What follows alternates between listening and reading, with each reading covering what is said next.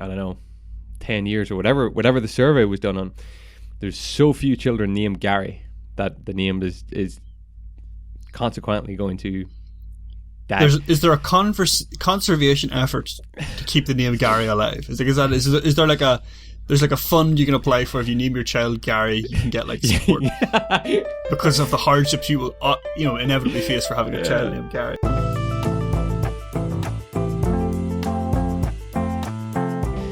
Hello everybody and welcome to the Empty Promise podcast. My name is Chris and today you are joining me and my best friend in the whole wide world, Mr. James D. Downey. Hello. On what is episode 115 of the Empty Promise podcast. Yep. Here we are.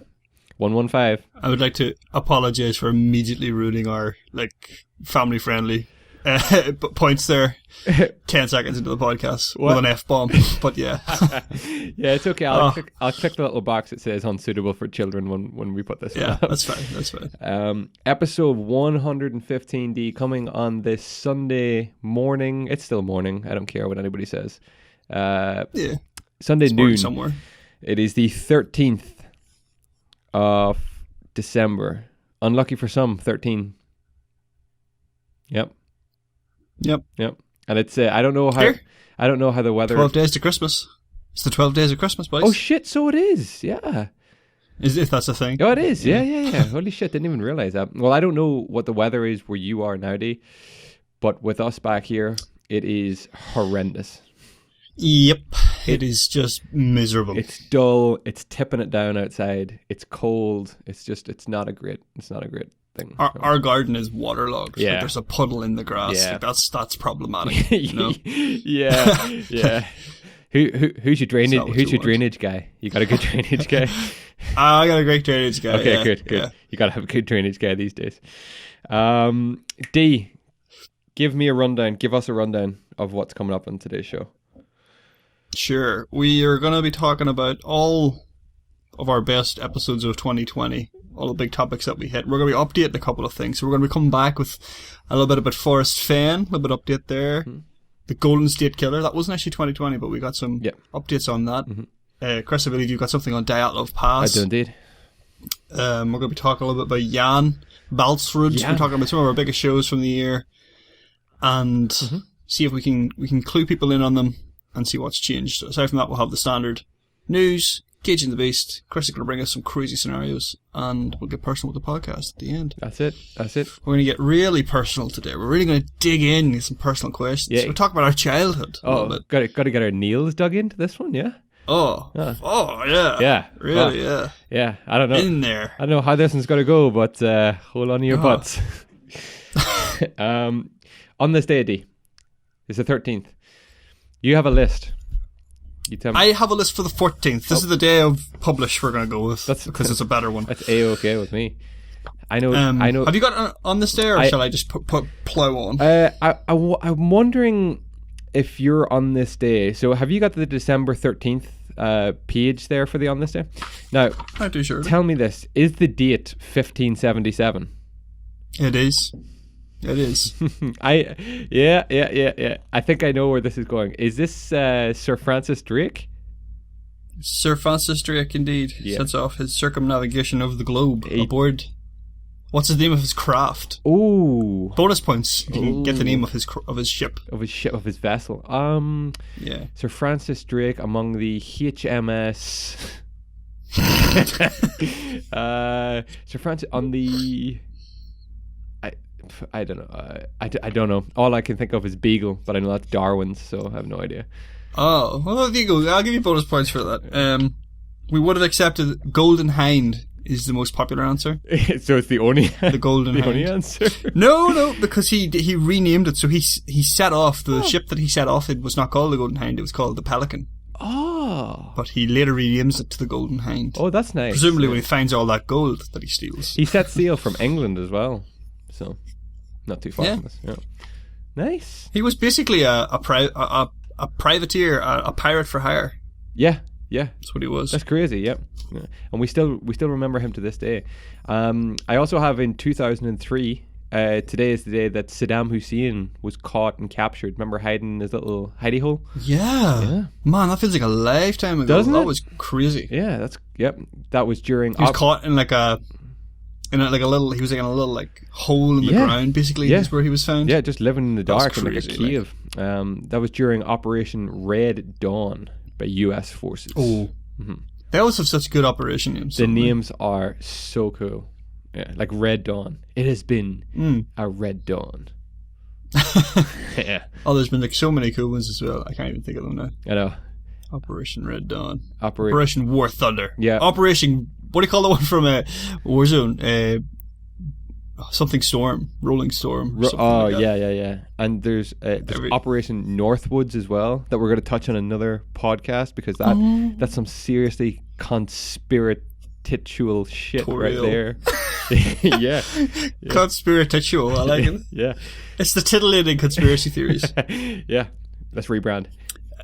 Well, if you're listening to this, the earliest you can possibly listen to this is the 14th of December. So I got a little bit of a tidbit for the 14th of December. In 1911, Roald Amundsen, I apologise, that's not even a difficult name to pronounce. That's fine. Roald Amundsen becomes the first person to reach the South Pole, beating the English expedition of... You should know this one. Scott, was it? Yeah. Robert Scott. So Robert Scott basically lost his entire crew in a bid to be the first at the South Pole. I also misses out. I like how you say there, like, you should know this one. Like, that's common knowledge. No. I know that you know this one. Yeah. I don't know. Because you've talked about Scott in the past. Yeah, that's a fantastic human feat I'd like to cover, actually. Exactly, yeah. I think you have it written down on your board, don't you? Is that where I picked it up from? Yeah, you have. Yeah, it's right there. That's what I knew in the back of my head that you knew this one. I know, but I do have a list of 10 famous Roalds. So we have Roald Amundsen, and we have Roald Dahl. That's the only one I know. And that's the list. Is that actually the list? The 10 famous people. That's it. Turns out Roald is not a popular fucking name. No, I found out some stuff about Roald Dahl this week. Actually, do you know he was Welsh? He was a World War One World War Two vet. Two or one? I actually forget which one he would have served in. Probably two. I'm gonna say World War Two. Yeah, he was shot down. He had a very nasty back accident. And he did all his writing out of a little hut he had at the end of his garden, which was painted white with a yellow door. There you go. Nice. Yep. There you go. Some Roald Dahl for you. I know that because my sister is currently reading the BFG as part of her schoolwork. A classic. Mm-hmm. The Big Friendly Ginger. Giant. Yeah. There you go. Is that it for on this Party day? Of Norwegian descent, both of them. Yeah. Both of the Roalds. Mm-hmm. That is it on this day. Mm-hmm. There's two famous Roalds, Roald Amundsen and Roald Dahl. Nice. I don't know any more Roalds. I literally think that's it. I think anyone who calls their child Roald nowadays is like, oh, like Roald Dahl.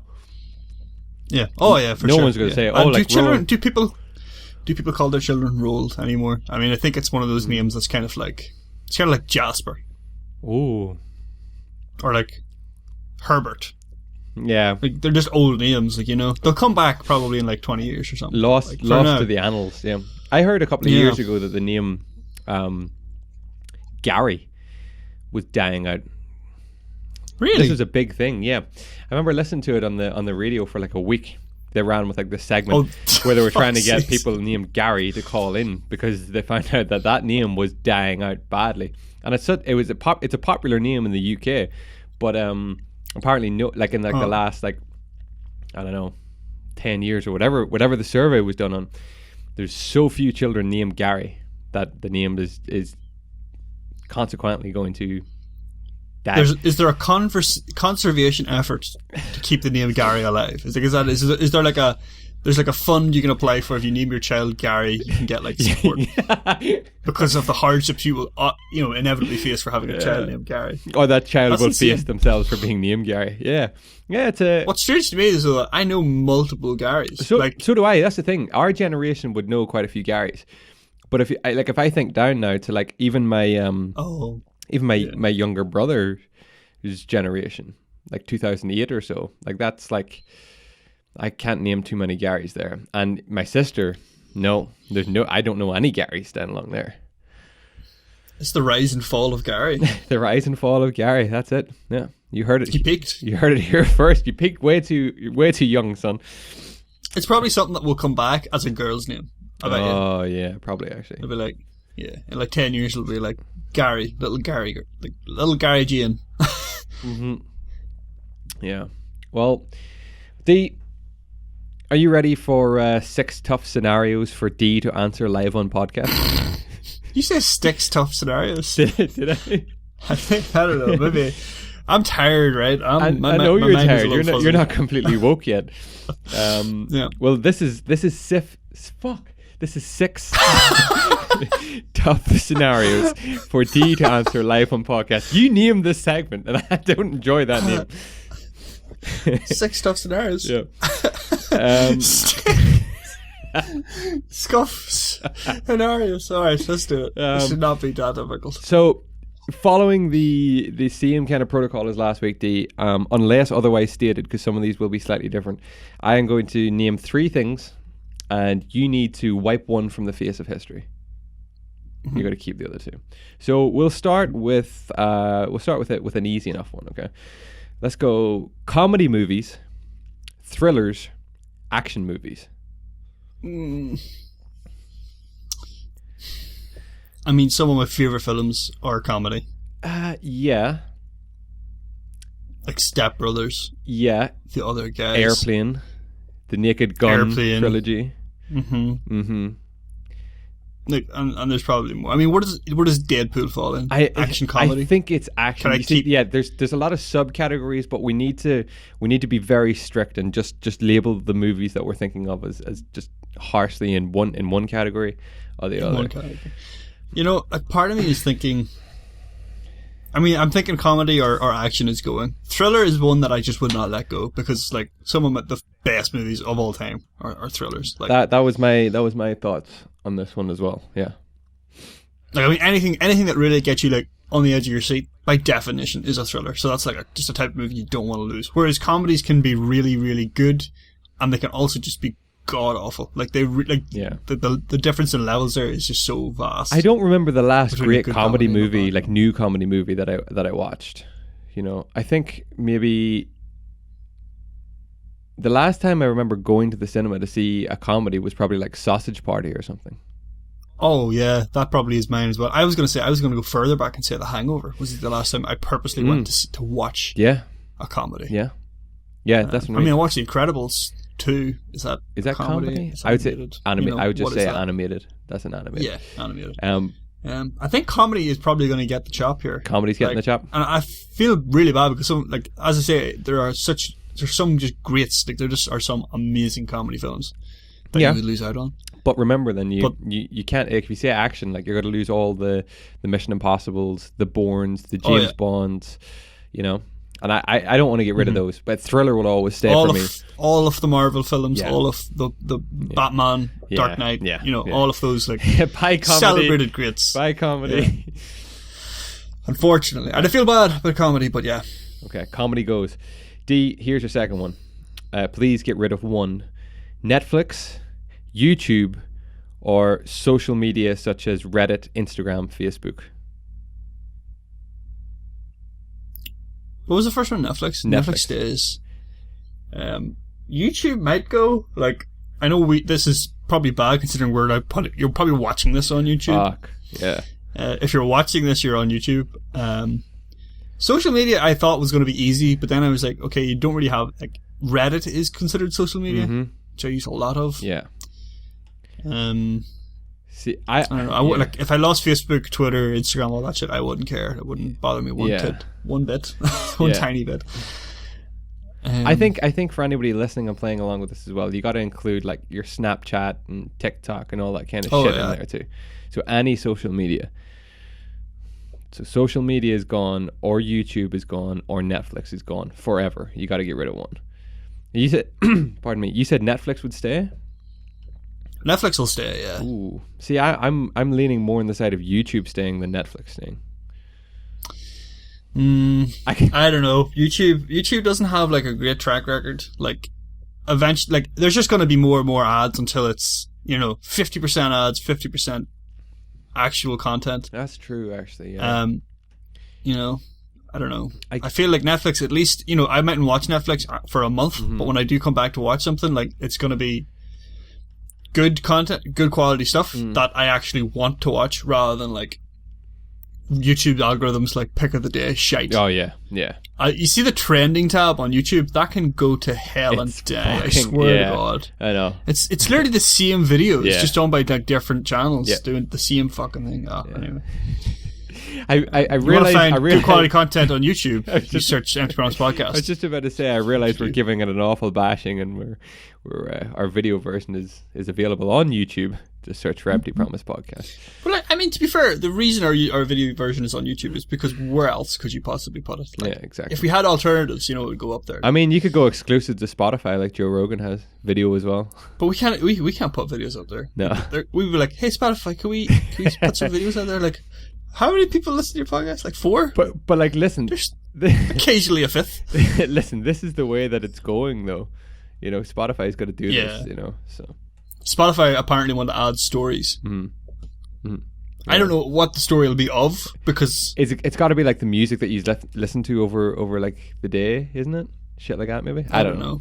Maybe. So that's a problem, because if they do that, if they add stories, is that a social media platform now? Yeah, right now. Or is it? And now you've lost Spotify. Yeah. Okay. So I don't like that. I don't like the way like YouTube and Spotify have stories. Like, they don't need that. That's not what they're for. YouTube doesn't need stories. No. Fuck no. So but check out our story on YouTube. As it stands, you're getting rid, of social media there. That be right? I think so. Yeah. Okay. I could live quite happily without social media. Okay. I still have text. I can still text people. I've got another question for you here, D. Now, this time I need you to choose one. So I'm going to give you 3 scenarios, and you have to choose one. So 2 are getting the job. Yeah. So you'll realize when you hear the scenarios why you can only choose one. Okay. So you can eat your ideal breakfast. What would an ideal breakfast for you be? Like the best breakfast food you've... Okay, so you can think about this. Your ideal breakfast, your favorite breakfast food, but only at 5 a.m. for the rest of your life. Okay? Okay, yeah. You can have a breakfast that you don't particularly enjoy at all at your convenience for the rest of your life. Or you can opt for no breakfast or breakfast foods again for the rest of your life.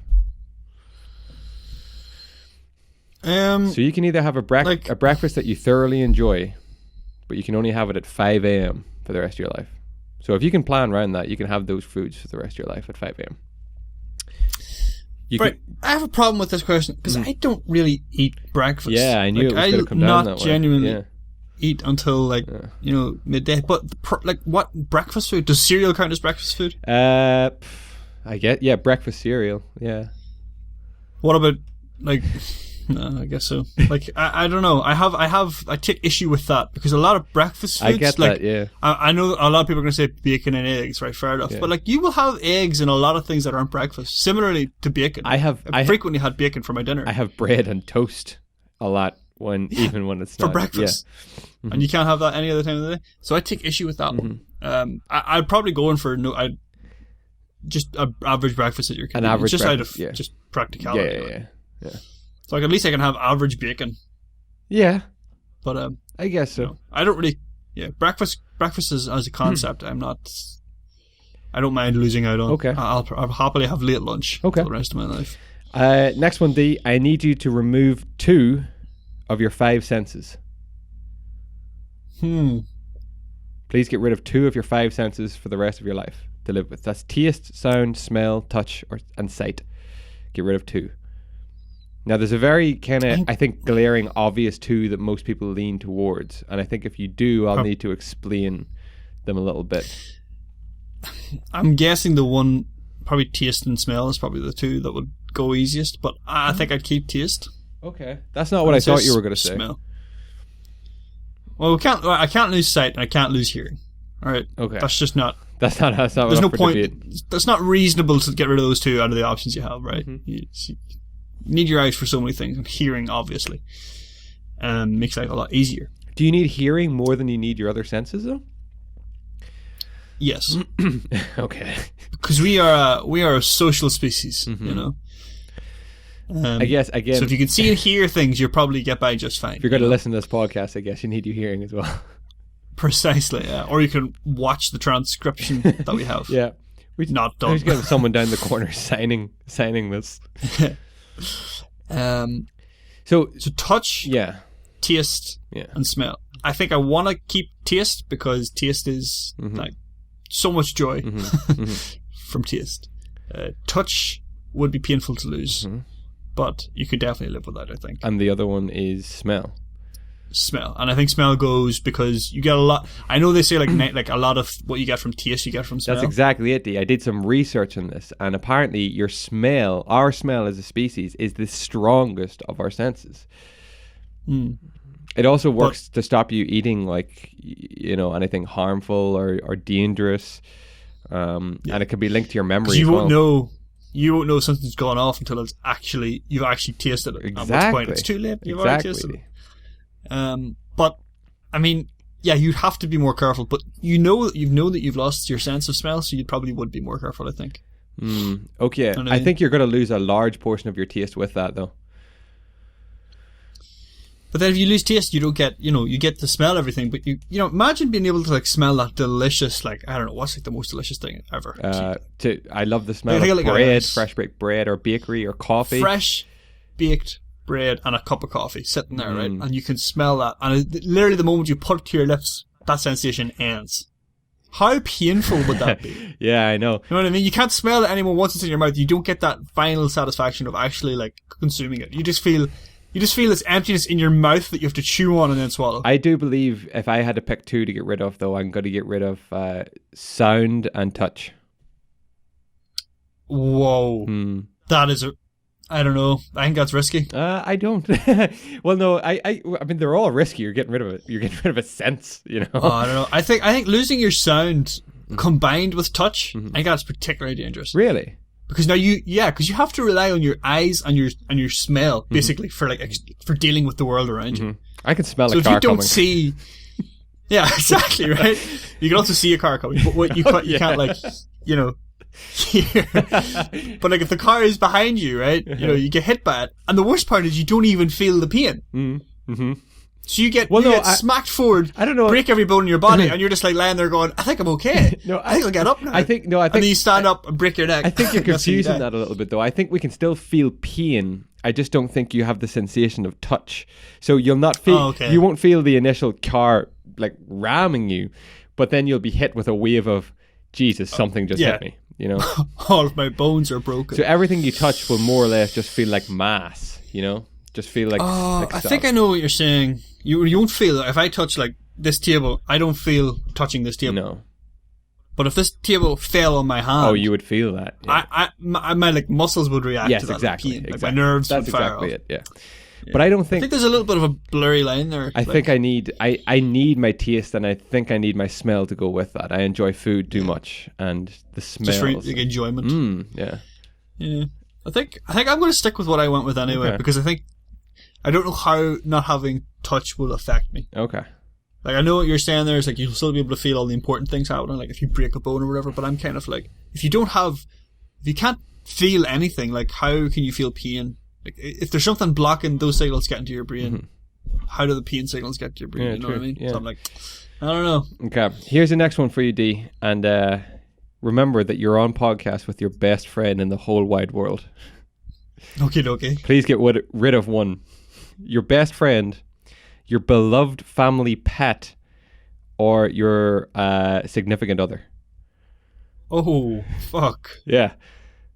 Oh, this is difficult. Now, please remember what I Wait a just second now. said. I can't get rid of my significant other. No. My family pet, does this refer to my family's pet or my current? I mean, I've got two it dogs just right said now. family pet. I would assume that would be your pets just in general. you know. Yeah. It's my family pet. She died. Yeah. So that's kind of fine. But then she would never have existed. So that would have been sad, I guess. That is wiped from the face of history, you know? Yeah, man. That's not a fair question. I know, it's a pretty harsh question, T, but the internet asks, and I just don't shoot the messenger. Asks. You know. Well, you answer first then. I mean, I don't think I have the same kind of affection and affiliation with pets as you do, because I don't own pets in the way that you do. I mean, I would be sad, really sad, to lose our dog. I would. What's he implying there? Like, by the way, but the affection, the way that you do. But I believe, I know what you mean. If you have a significant other, like, you got to keep them. And I think your best friends is just, this is it though, because people have a best friend that they just don't see. You know, they live at the other side of the world and they don't see for ages. So losing their pet would be like soul destroying, because they don't see their best friend. If one of us takes away the other, right? Mm-hmm. Doesn't matter which of us. If either of us pick best friend, this podcast never exists. Ooh. We do. So this question never gets asked. So there's no problem. It's a paradox. Yeah. That's a pretty nasty question. So the answer is unanswerable. Yeah. I don't know, man. Yeah. Because basically you're saying take away. What he's saying is he wants to get rid of me. That's fine. That's fine. I can't really decide, because like Sophie's choice. It's like someone you've known basically since what, like 4 years old? What's that there? Yeah. 22 years. Yeah. Or, I mean, the dogs I've only had for a very short while, but they've literally been in my life. They're every so single loyal. day. Yeah. See them for my girlfriend, so it's like kind of, I don't know. I'll kill myself. Jesus Christ. And that solves the problem? No, it doesn't. Okay, Ever. I changed my answer. I lose the sensation of hearing and seeing. And I never hear or see this question. I don't have to answer it. You'll also never see or hear your best friend, your loved one, or your pets ever again. Doesn't matter. I don't have to answer an awkward question. Okay. Final question this week. How is that treating you? I'm shocked by the taste of this. It's good. Tastes like orange juice. Tastes like diluted orange juice. I really like it. Final question this week, D, is another food one. Mexican food, Italian food, or your mum's home cooking? / like parents' food, you know. I've only really been exposed to Mexican food the last couple of years of my life, so I think I could probably go. It is delicious. I do thoroughly enjoy it. Mama's home cooking, that's hard to say goodbye to. Like, I mean, that is home. You know what I mean? Anytime you have that, it'll remind you of your... And, you know, basically all of the memories you have associated with that. You know, like, you know when you have the Christmas dinner at home and it's kind of like, oh, this brings me back. You don't have it back. Because you never had it whenever you were younger. It's removed from history, so... But you have tacos. I don't think so. And you have burritos. And you have fajitas. But what awesome memories can you attribute to... Because food is like a gateway to the past. And I had an amazing burrito with you in Belfast once. That was awesome. That's true. We've had numerous amazing pizzas as well. Together. Yeah, and that's Italian food is in. Like, Italian food is in. It stays? Mm. Oh, like not even a moment's hesitation to that. Yeah, Italian food is in. Like, I genuinely think I lose my parents' home cooking. You think so? Yeah. I don't eat a lot of my parents' home cooking now anyway, and haven't done for like the past. I was about to say, yeah. That one's made a bit easier for me. But I get it though, because the smells and the like walking in and you just know what's cooking from like the smell, be it soup or stew or, you know, a dinner or something. You just know that smell. But again, if I lost my sense of smell, I'd never have to worry about this. I enjoy Mexican food too much though. Mexican food's like probably my top tier food. Mexican food is really good. I kind of had to just ditch it because of the fact that Italian food is better in my opinion, and I don't want to lose. Oh, I don't know if it's better. I don't know if it's better. It's 1000% better. Like, there's no question, because it's just better. I don't know. I'll get a poll up and we can see how other people feel about this one. What's funny is, like, see, like 10 years ago, this question there's no contest. Exactly, yeah. 10 years ago, pizza was always going to stay and pasta was always going to stay. All credit to, like, the Mexican food industry, or just Mexican food in general. Like, it has. Yeah, I don't even think it's the Mexican. By storm. I think it's just people. It's so good. Yeah, well, thank you for answering another six tough scenarios live on podcast. Yeah, you nailed it. I'll have some more for you next week. And to everybody answering along at home, thank you very much for that. Let's keep away from the existential questions next time, Chris. Let's make things. The internet asks the questions, all right? I just relay them to you, okay? Ladies and gentlemen, boys and girls, before we break into the news of this week, let me say how grateful Dee and I both are for everybody contributing to the podcast on a weekly basis. By listening, by watching, by communicating with us, we're so very grateful. Remember that the audio version is available on any podcast hosting service, and the video version is available over at youtube.com/empty promise podcast. Dee, did you know that 61% of those who watch our videos on YouTube are not subscribed to our channel? What? 61%. That's incredible. Yeah. How are you finding it? How's this happening? I know, exactly. So subscribe. Exactly. Subscribe 61% of you. If you could do 61% equates to about 14 people, yeah, I would say. If you could do that, that's solid for us, and just go ahead and hit that subscribe button. We would be eternally grateful. And if you're listening somewhere that enables you to give us a rating, we too would be very, very grateful for that, because that helps us out tremendously.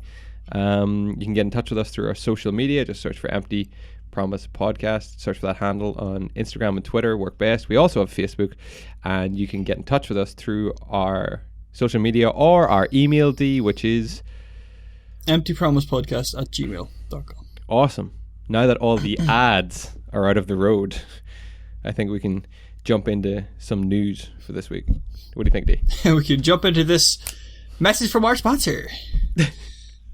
No, we don't have a sponsor. No. God's sakes. If anybody out there wants to sponsor us, that'd be, by all means. Yeah, that, by all means. Get in contact. Yeah. Get in contact. We'll do anything. We'll work something. We'll work something out. We have no morals. We have no. There is no bar low enough for us.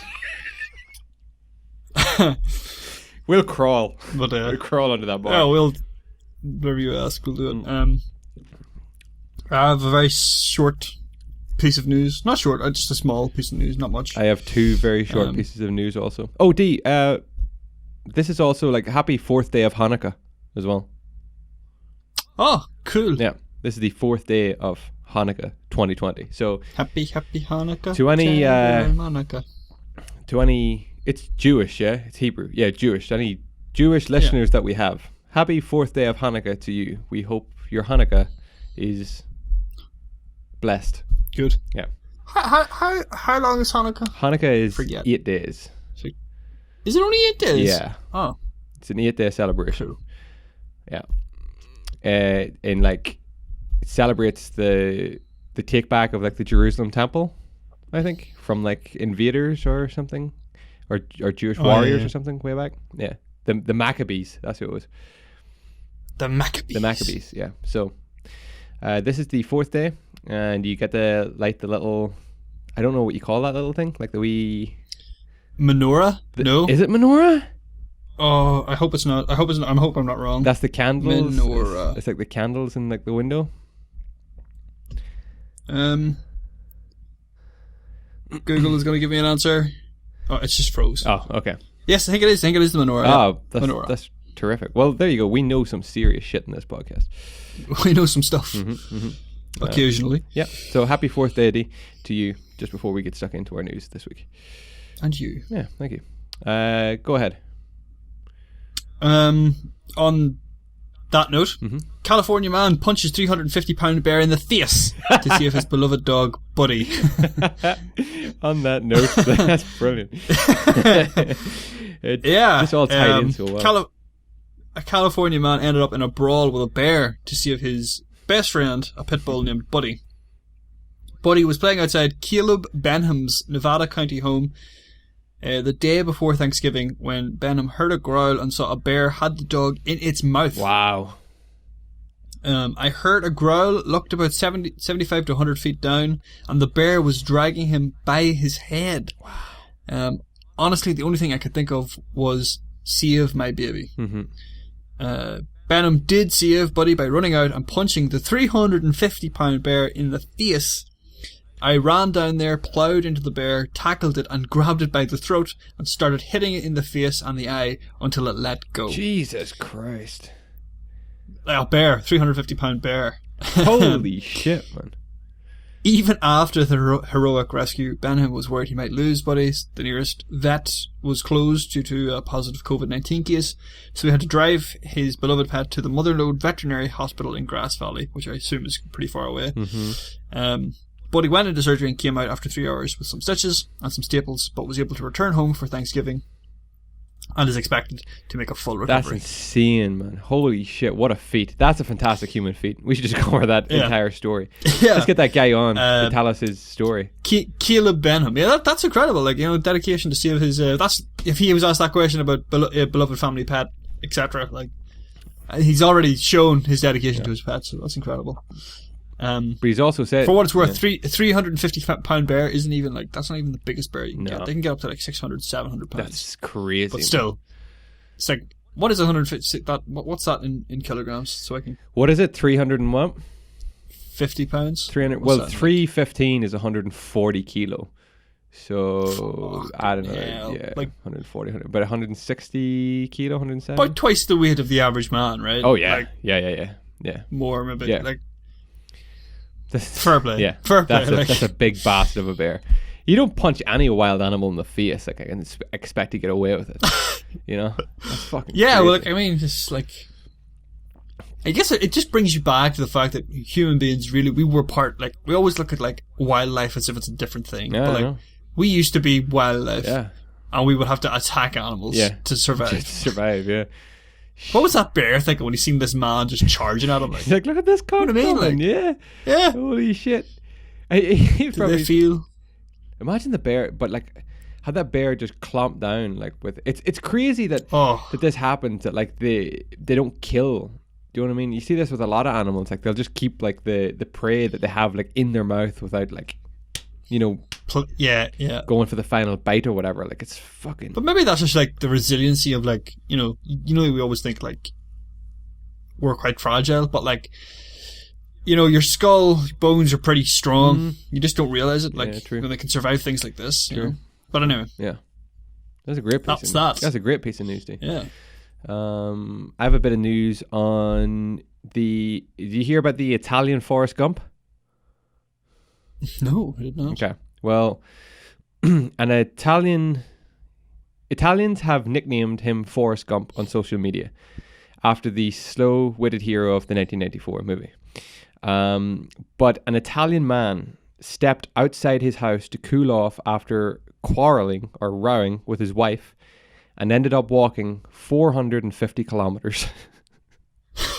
Or that was some fight. 280 miles.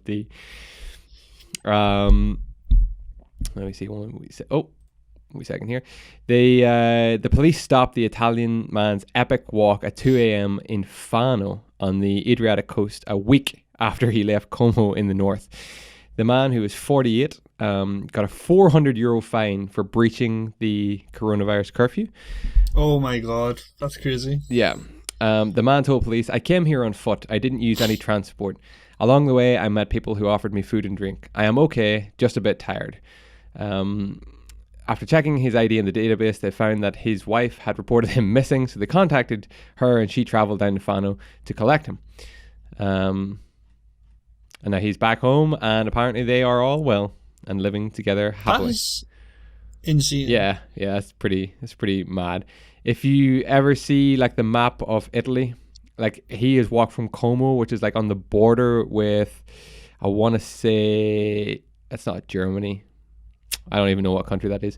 But he's walked all the way down to like halfway down the like big long Italian kind of strip to the coast of Fano. The boots. Which is fucking crazy. Like, it's 280 miles. He averaged 60 kilometers a day. That's a week's walking. Like, at what point though? Like, he must have been pretty riled up, because like, you cool off pretty quickly after an argument, especially being outside. I'm not sure. Like, I'm not sure what the possession was there. Maybe it was just like, let's just see how far I can go. Yeah, maybe. Yeah. So somebody stops me. Yeah. That's crazy. Well, there we go. He's the Italian Forrest Gump. And he got fined for breaching COVID violations. Yeah, that's probably why that's the only reason he stopped. Yeah, I would imagine so. He could have kept going. Yeah. And another piece of news, Apple has announced its long anticipated first over-ear noise-cancelling wireless headphones, the Apple AirPods Max, retailing at an eye-watering 549 Great British pounds. Bargain. The new headphones look to take the good bits of the Apple's wireless earbuds, the AirPods, and make them in larger Bluetooth headphones with high quality speakers. It does offer this hefty price tag. They also provide a, quote, breakthrough listening experience with adaptive EQ, according to Apple. Have you seen them? I have seen them, yeah. I've seen them. And they look fine. Yeah. The thing themselves looks fine. The case for them, have you seen the case? I think it's a bit stupid. It looks like a bra. Yeah, or like a purse or something like that. It looks like that. Like that just doesn't look cool. And Apple are known for like making like this real sleek, nice, crisp design. Yeah. And then they come out with this, and you're like, why? The case is so weird. In that, right? It protects these parts of the headphones. So like the what do you want to call it? The over ear piece. The cans. Yeah. Right, and then the handle is like the headrest part is like a handle, so you hold your headphones by that, which many people have noted is the weakest part of the headphones because it's not made of metal like these are, and the thing that gets exposed the most. So it's like, why are they turning that into a handle? I know.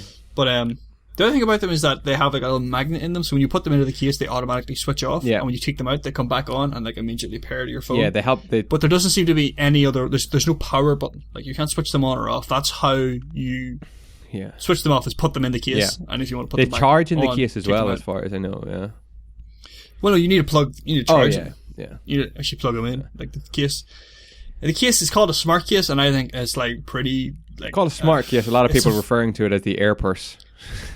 Yeah, exactly. Yeah, it's not. There's nothing smart. Like it's ridiculous to call it a smart case when it literally does. All it does is switch on and off your device with some magnets. Yeah, but like it's so Apple, isn't it? It's like, crazy. The Apple, smart case. Yeah. Well, they will be available in the UK on December 15th. So 2 days from now, and require. I think they'll probably sell pretty well. Oh, they will. But they will require an Apple device running iOS 14.3, iPad OS 14.3, or Mac OS 11 Big Sur or later. So there you go. Big Sur, boy. That is all the news I have this week. Well, I do have a little bit more news, but it's specifically Nick Cage news. Rawr! Is that Caging the Beast? We took the clip from last week. That's the intro music now. Yep, Caging the Beast. You may have seen this. This is pretty cool, pretty exciting stuff for all Nick Cage fans. Nicolas Cage is to host History of Swear Words. Swear Words? Swear Words. A TV show hosted on Netflix. No, did not see this. So, Nicolas Cage continuing to lean into television, hosting the unscripted comedy series History of Swear Words. The Callan-Air actor is fronting the show, which explores the origins, pop culture usage, science, and cultural impact of curse words. It is the latest TV role he's signed up with. You may have heard about him. I'm sure we've covered it. Him playing the role of Joe Exotic in an upcoming Tiger King recreation. Through interviews with experts in etymology, pop culture, historians, and entertainers, the 6-episode series dives into the origins of... Should I use these curse words, Chris? Yeah, I think you can go ahead and use them, yeah. We've already Fuck, established... shit, bitch, dick, pussy, and damn. Oh, okay. Damn is a curse word, Chris. Damn. If you can believe it. I did not know that was a curse word.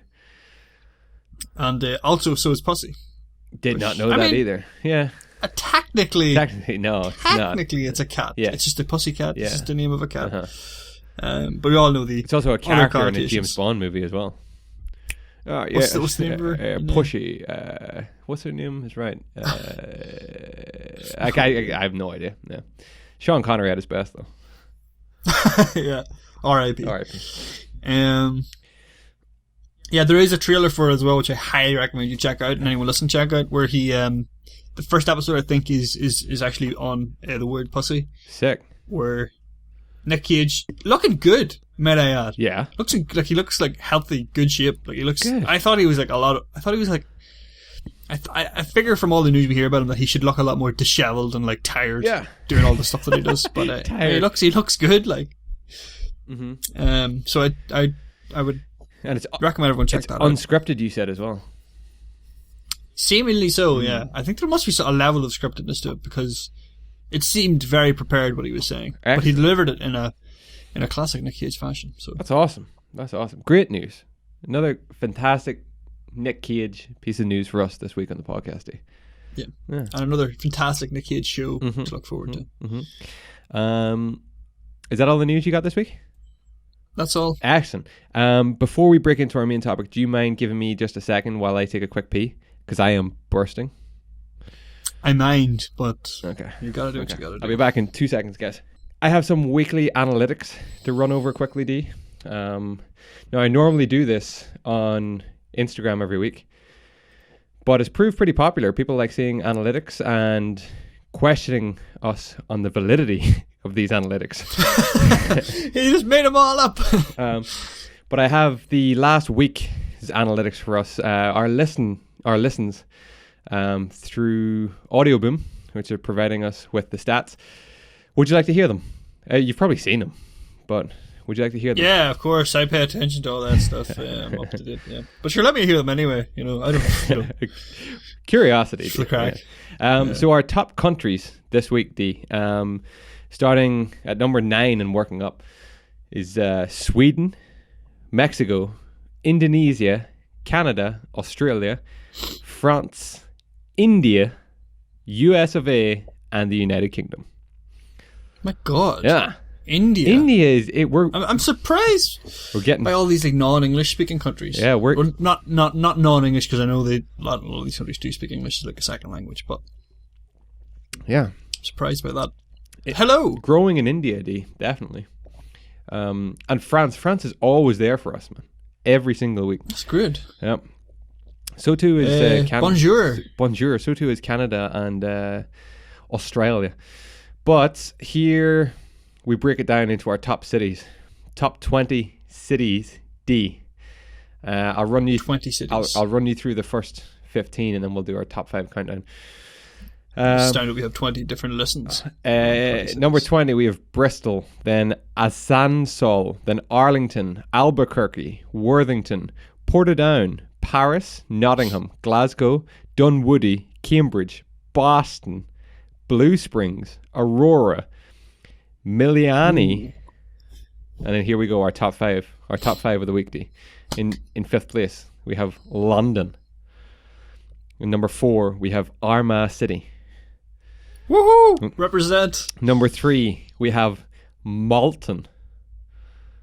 What? Malton, that's right, Malton is a place.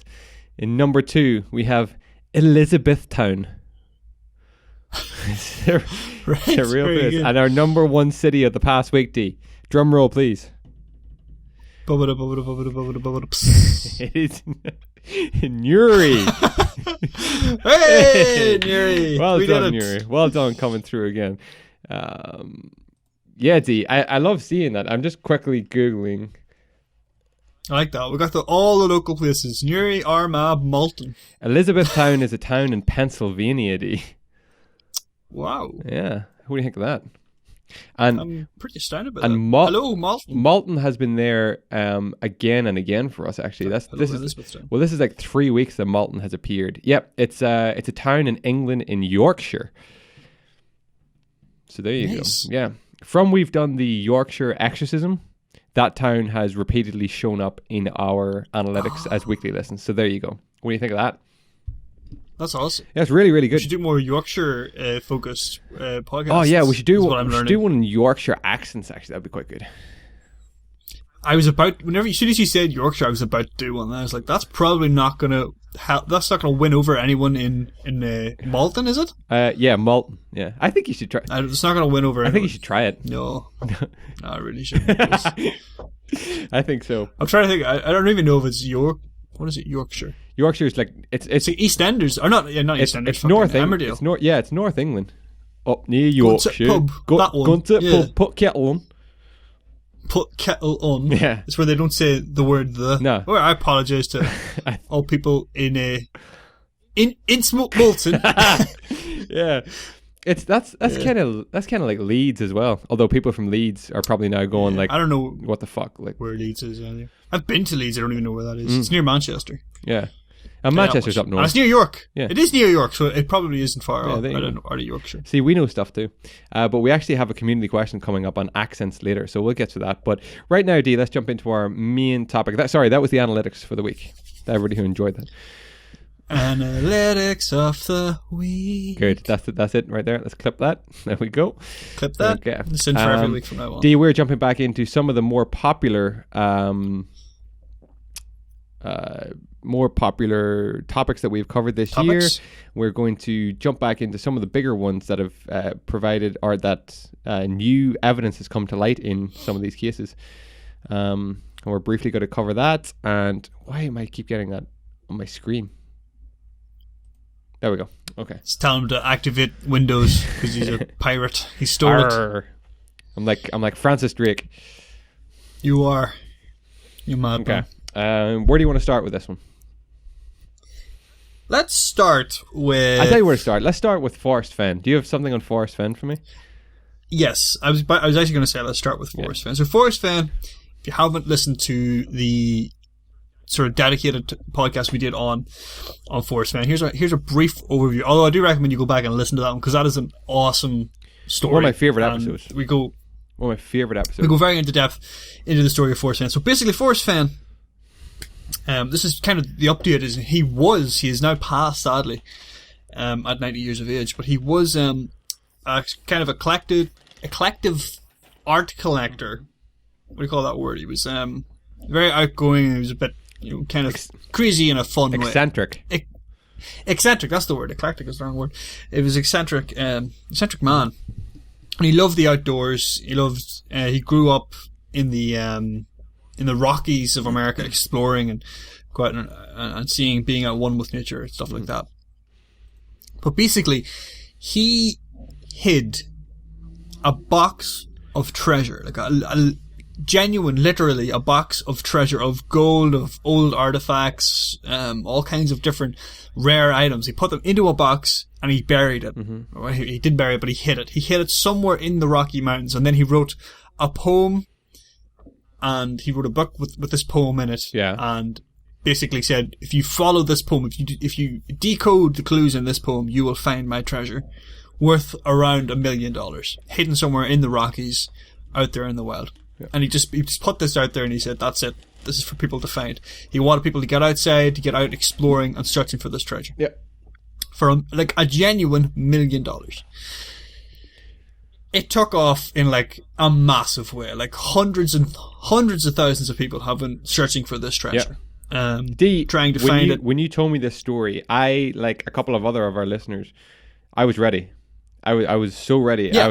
I was already thinking. We heard when the main man joined us, he told how he was literally looking at flights out to America. Yeah, he was checking prices on flights to go out into this.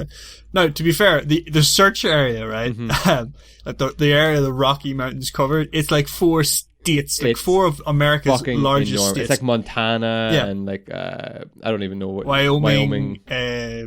Colorado, like a couple of different places. Monstrous. Ginormous, right? Just, there's no way you could just search every square inch of it and, eventually find it like brute force. You had to follow the clues. You had to work it out. Which I was trying to do on podcast, which you can do if you go back and listen to the episode as well. If you go back and listen to the episode, we break down the poem, the clues, and we talk about possible theories and what people have been trying. And we also talk about the fact that hundreds of thousands of people were searching for this. People have, I think about 4 or 5 people have died in pursuit of this treasure. So they have been out in this, this is, at the end of the day, this is wilderness. This is, off the beaten track stuff. People have been up here.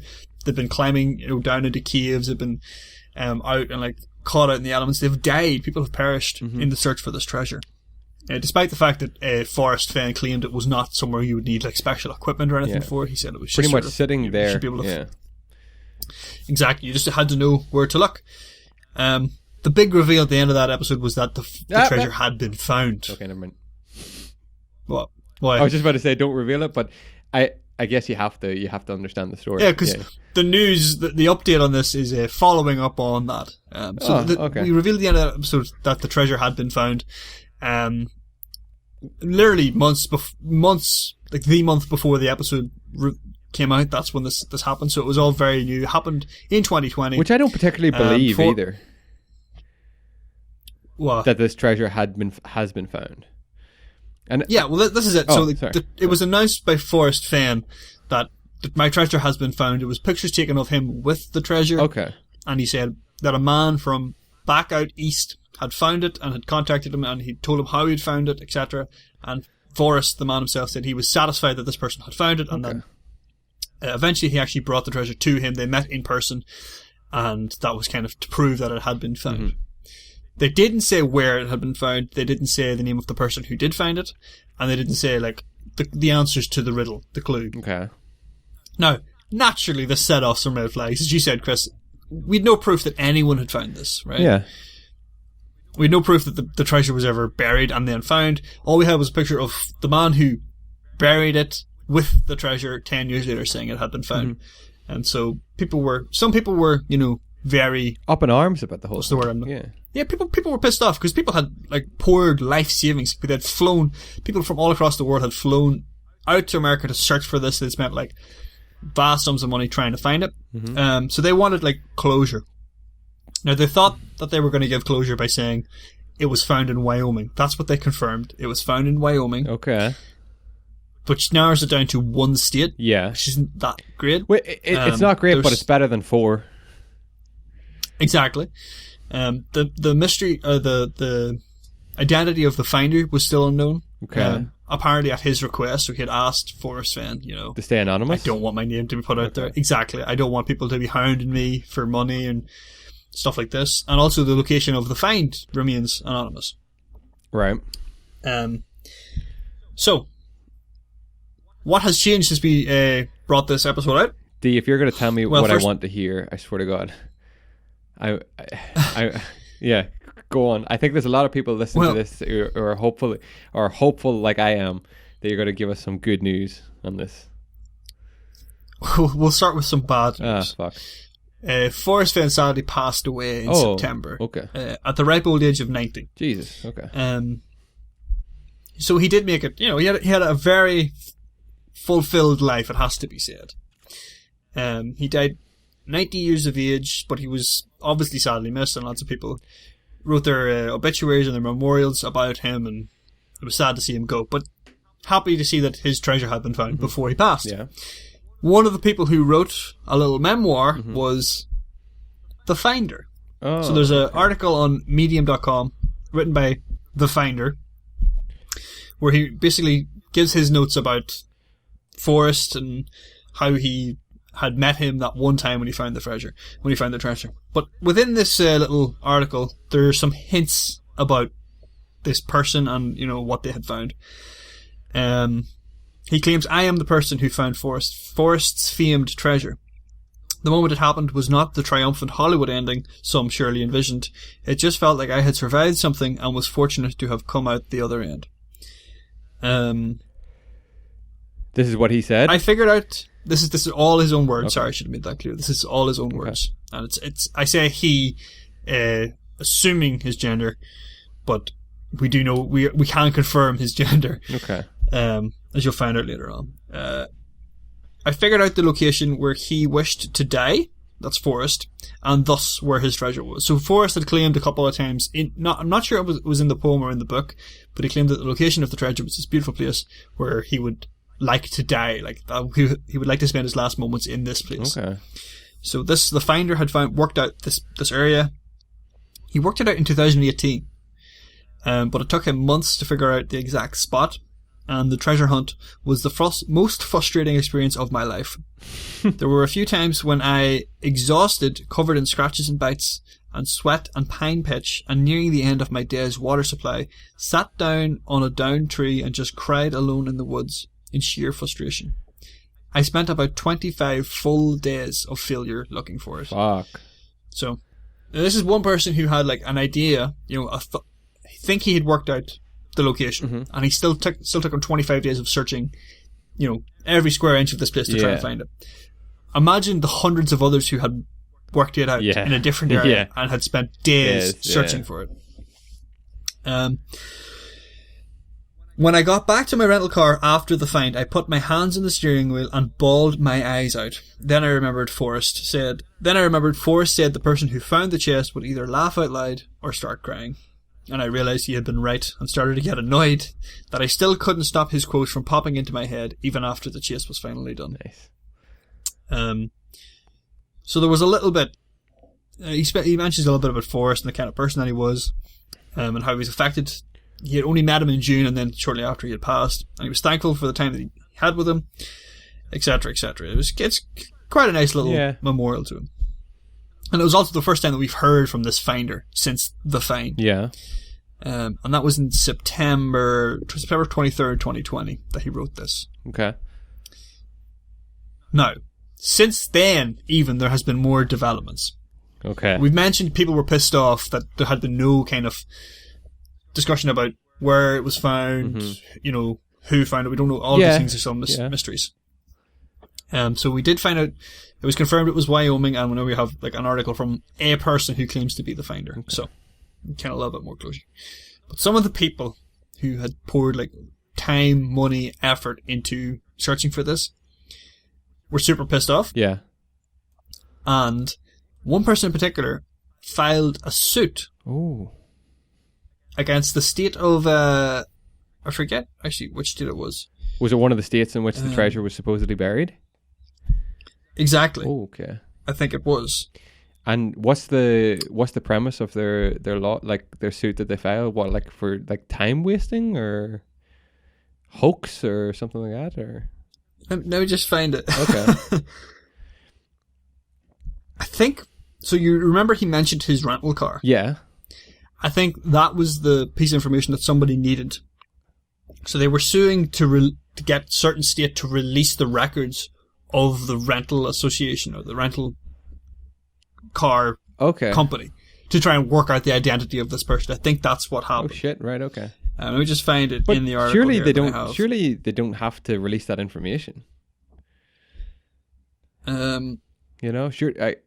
Like if they're trying to sue this rental car company to release that information, like data protection, I would assume would not allow that. Like, on what grounds are they trying to get this information? Okay, so a woman who believed the treasure was hidden in New Mexico, she thinks it was hidden in Mexico, which is not where it was hidden, apparently, claims that the finder succeeded by hacking her texts and emails. So she claims that this guy was hacking her. Right. And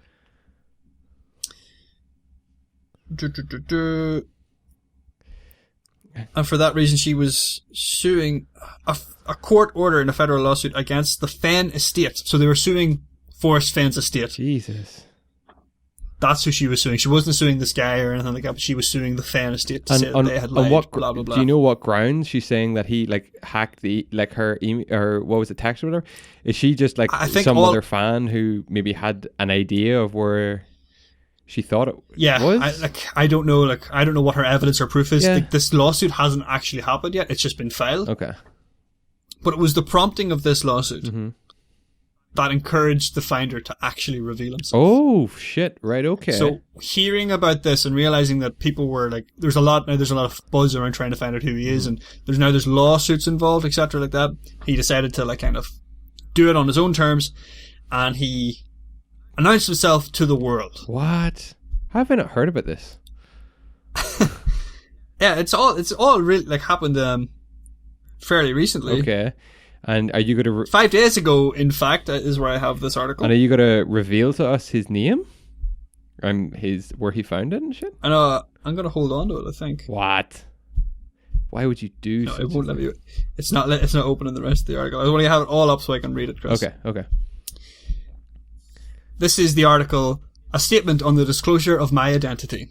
Oh, shit. My name is Jack Stuef. Steuf. Stuef. My name is Jack Stuef, I guess is how I'm going to pronounce that. Yeah. I am the finder of Forrest Fenn's treasure. I searched for it for 2 years, and on June 6th of this year, 2020, I retrieved the treasure from the place I found it in Wyoming. The same place Forrest hid it 10 years ago, and I now own the treasure chest. Forrest died this September, and it was a tremendous loss to many thousands, including those like me who were enamored with his treasure hunt. For the past 6 months, I have remained anonymous, not because I have anything to hide, but because Forrest and his family endured stalkers, death threats, home invasions, frivolous lawsuits, and a potential kidnapping, all at the hands of people with delusions related to his treasure. I don't want any of those things to happen to me and my family. What? So that's why he's claiming he stayed anonymous initially, which I don't disagree with. It's kind of like winning the lottery. If you didn't have people to know, that would be better. Yeah. The U.S. District Court for New Mexico has ruled that Forrest's estate must provide some of my personal information to a woman I do not know and with whom I have never communicated, who has brought a meritless lawsuit against me. This would make my name a matter of public record, so I choose to come forward today. Okay. My family and I have prepared for the potentiality of this day. Since finding the treasure, I have moved to a more secure building with guards and multiple levels of security. Jesus and I have Christ. taken appropriate measures to protect myself. So he's taking this very seriously, like this idea of people wanting death threats, wanting to come after him. What? Sorry, see when the treasure was buried and is that when it was valued at 1 million? So it's probably worth more now? I think so, yeah. Okay. There hasn't actually been any, like, valuations of, because it's not literal, like, it's not money, it's just, like, objects, which are, meant to be worth so much. They haven't actually evaluated any of it yet. So he says, when I found the treasure, it ended the hopes of many people around the world who wanted to one day find it. I understand both the disappointment and disbelief many have and are experiencing, and I do not take personally the vitriolic comments made about me or the conspiracy theories that some seem to find comfort in. But to be clear, I am not and never was employed by Forrest, nor did he pick me in any way to retrieve the treasure. I was a stranger to him and found the treasure as he designed it to be found. And has he released the exact location? No. So that's the kicker. Shit. Okay. He's revealed his own identity. Mm-hmm. He's from He's from Michigan, I think. Okay, and he's released that he found it in Wyoming. He's released that he found it in Wyoming. The date that he found it. Shit. I do not see myself as being better than anyone else who searched for the treasure because I found it. I do not think more or less of anyone based on how close they were to its location, and I don't think anyone else should either. This treasure hunt was not a referendum on anyone's intelligence or abilities. It was a fun challenge based on figuring out the words of a poem.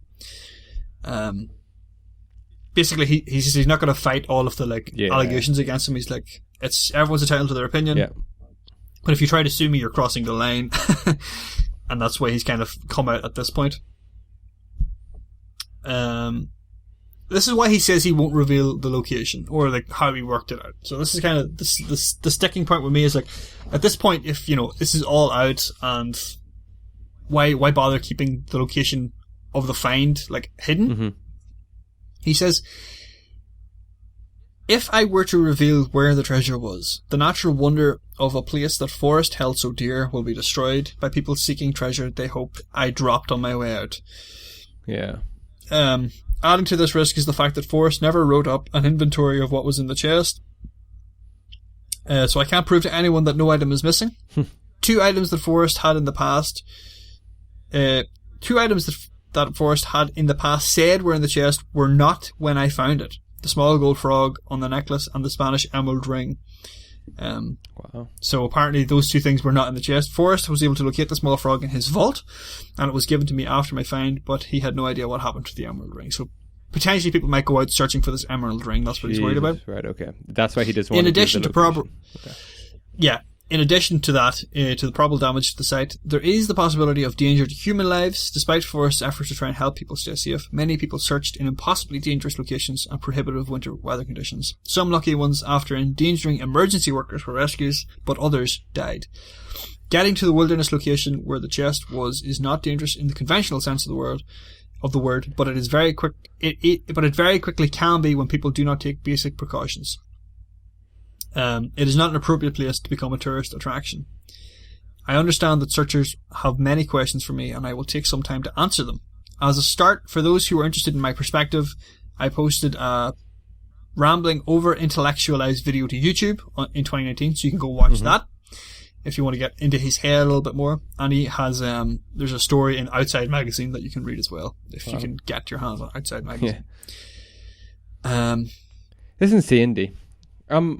Like,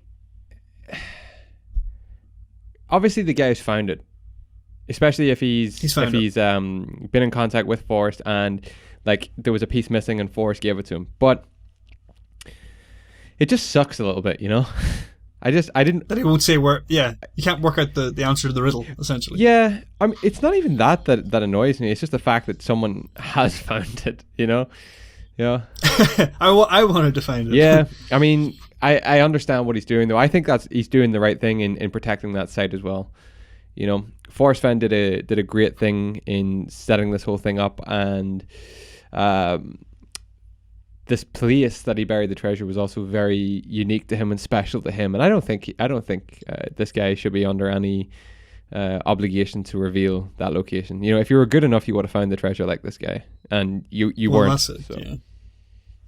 I feel like eventually he will come out with it. Like another thing that I've read in that Outside Magazine article is that he intends to sell the items, like he intends to get his money out of it, and he's going to pay off. I think he's a medical student, so he's going to pay off with student loans. Essentially, is what he's going to do with it. Okay, fair enough. I think once he's done that, and like the money is no longer like, you know, he's not a guy with $1 million anymore. I think he might reveal.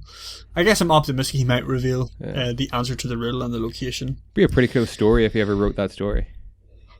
Yeah, like I mean, yeah, he'll probably write a book and all out of this now. Yeah. He gave his email, which I found was interesting as well. So if you want to contact him, jack8531983 at gmail.com. That's definitely definitely his secondary email, shall we say?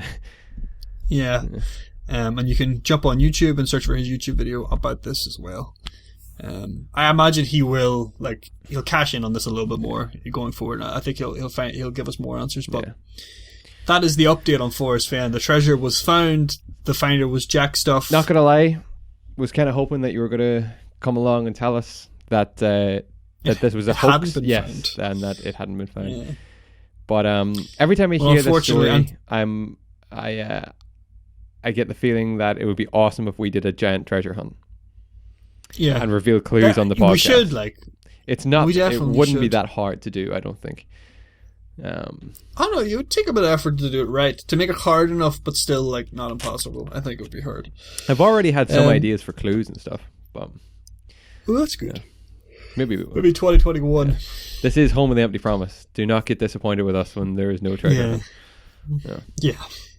That's a great update, though. And sadly, though, Forrest passed away. So yeah. But his treasure was found literally months before he passed, so it's kind of nice that he got to live to see that. Convenient, do you think? Perhaps the treasure was not found. I think maybe we should just go searching for that emerald ring. It's got to be there. Yeah. That's the whole reason this guy won't reveal the location, is because he's afraid people will do just that. Or he's going back for the emerald ring. We'll find it, though. Oh yeah, he's like, I'll drop it on the way in. That's awesome. Do you want me to do some Dyatlov? Please, okay. Yeah. I have a very little bit because I'm going to bring you an update on the Dyatlov kind of conspiracy, but this update is certainly not conclusive by any means, and you'll kind of see why as we discuss it. So, way back when we discussed the Dyatlov Pass incident, which was one of my favorite stories that we brought because there was so much good back and forth with it, and it interested a lot of people in hearing it. But here is a brief recap about what we know about the Dyatlov Pass incident.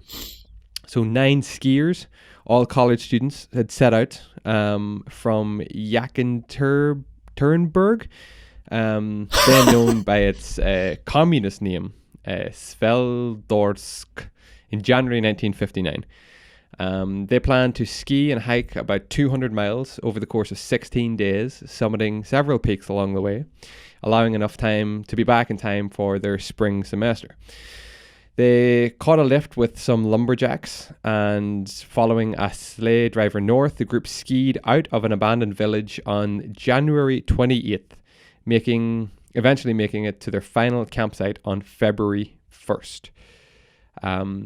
Now, searchers who were later called when the group didn't return on time later found their tracks along a frozen river, and upon reaching Dead Mountain, stumbled across a half-collapsed tent on a steep, wind-swept slope. Inside, food supplies and outer clothing were laid out as if the group had been about to cook dinner.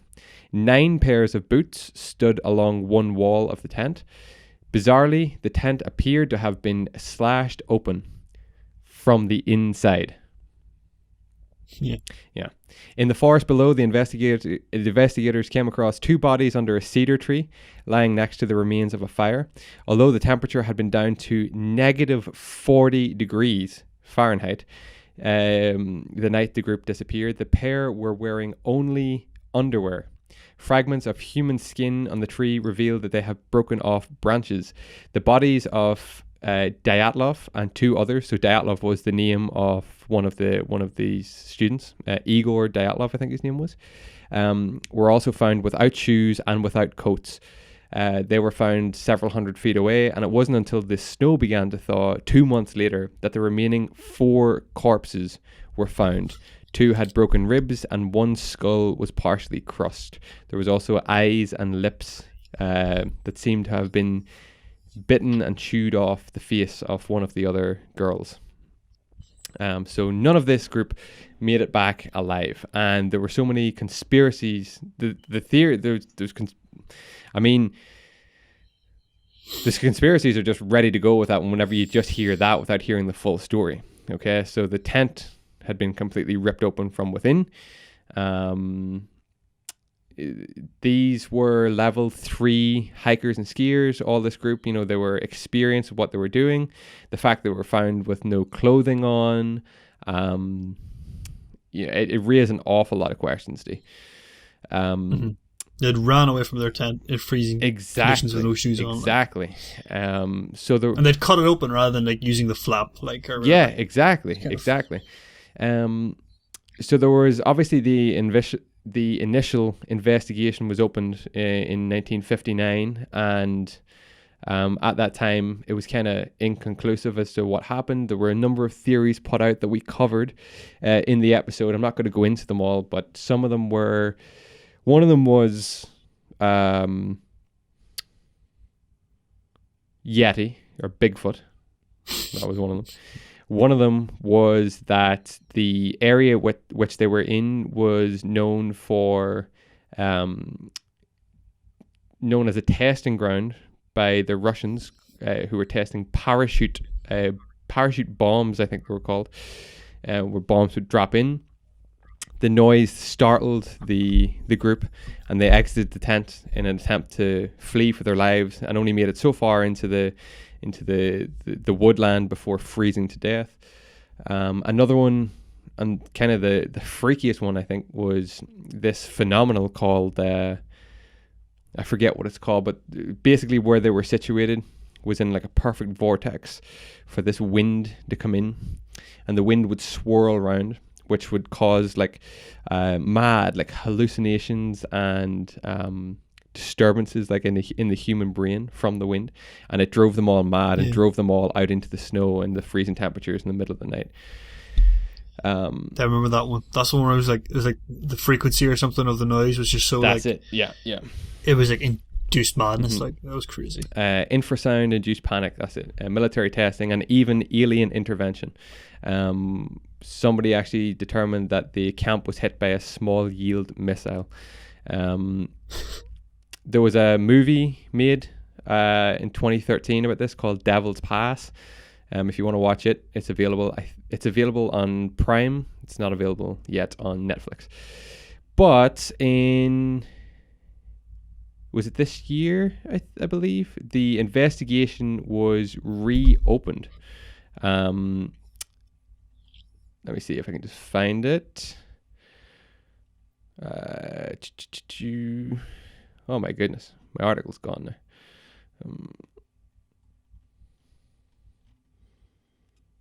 Sorry, 1 second. Oh my goodness. It's a conspiracy. It is a conspiracy. They deleted the article. They don't want you. They don't want this going out on air. Where'd that go? Those bloody Russians, eh? What are they up to? Holy shit. Where did that go? 1 second. I've just completely lost my article now. I'm telling you, like they've deleted it, Chris. They're hacking in. I swear to God, like it was literally right there, and I closed your like little Zoom window, and now it's gone. Shouldn't have closed it. No. Because in it could have been 18. I think they reopened. The Russian authorities reopened the investigation, to finally put an end to basically people's scaremongering stories and to actually give a definitive answer as to what happened to basically the bodies and on what happened that night. But this year it then became public what their conclusion, what they had come to, and oh my goodness. I'm so sorry for this because I had it there. Oh, you still haven't found it? Oh, I thought you had it. No, it sounded like I did, yeah. Yeah, when you said my goodness, I was like, oh my God, what happened? No. What is the truth?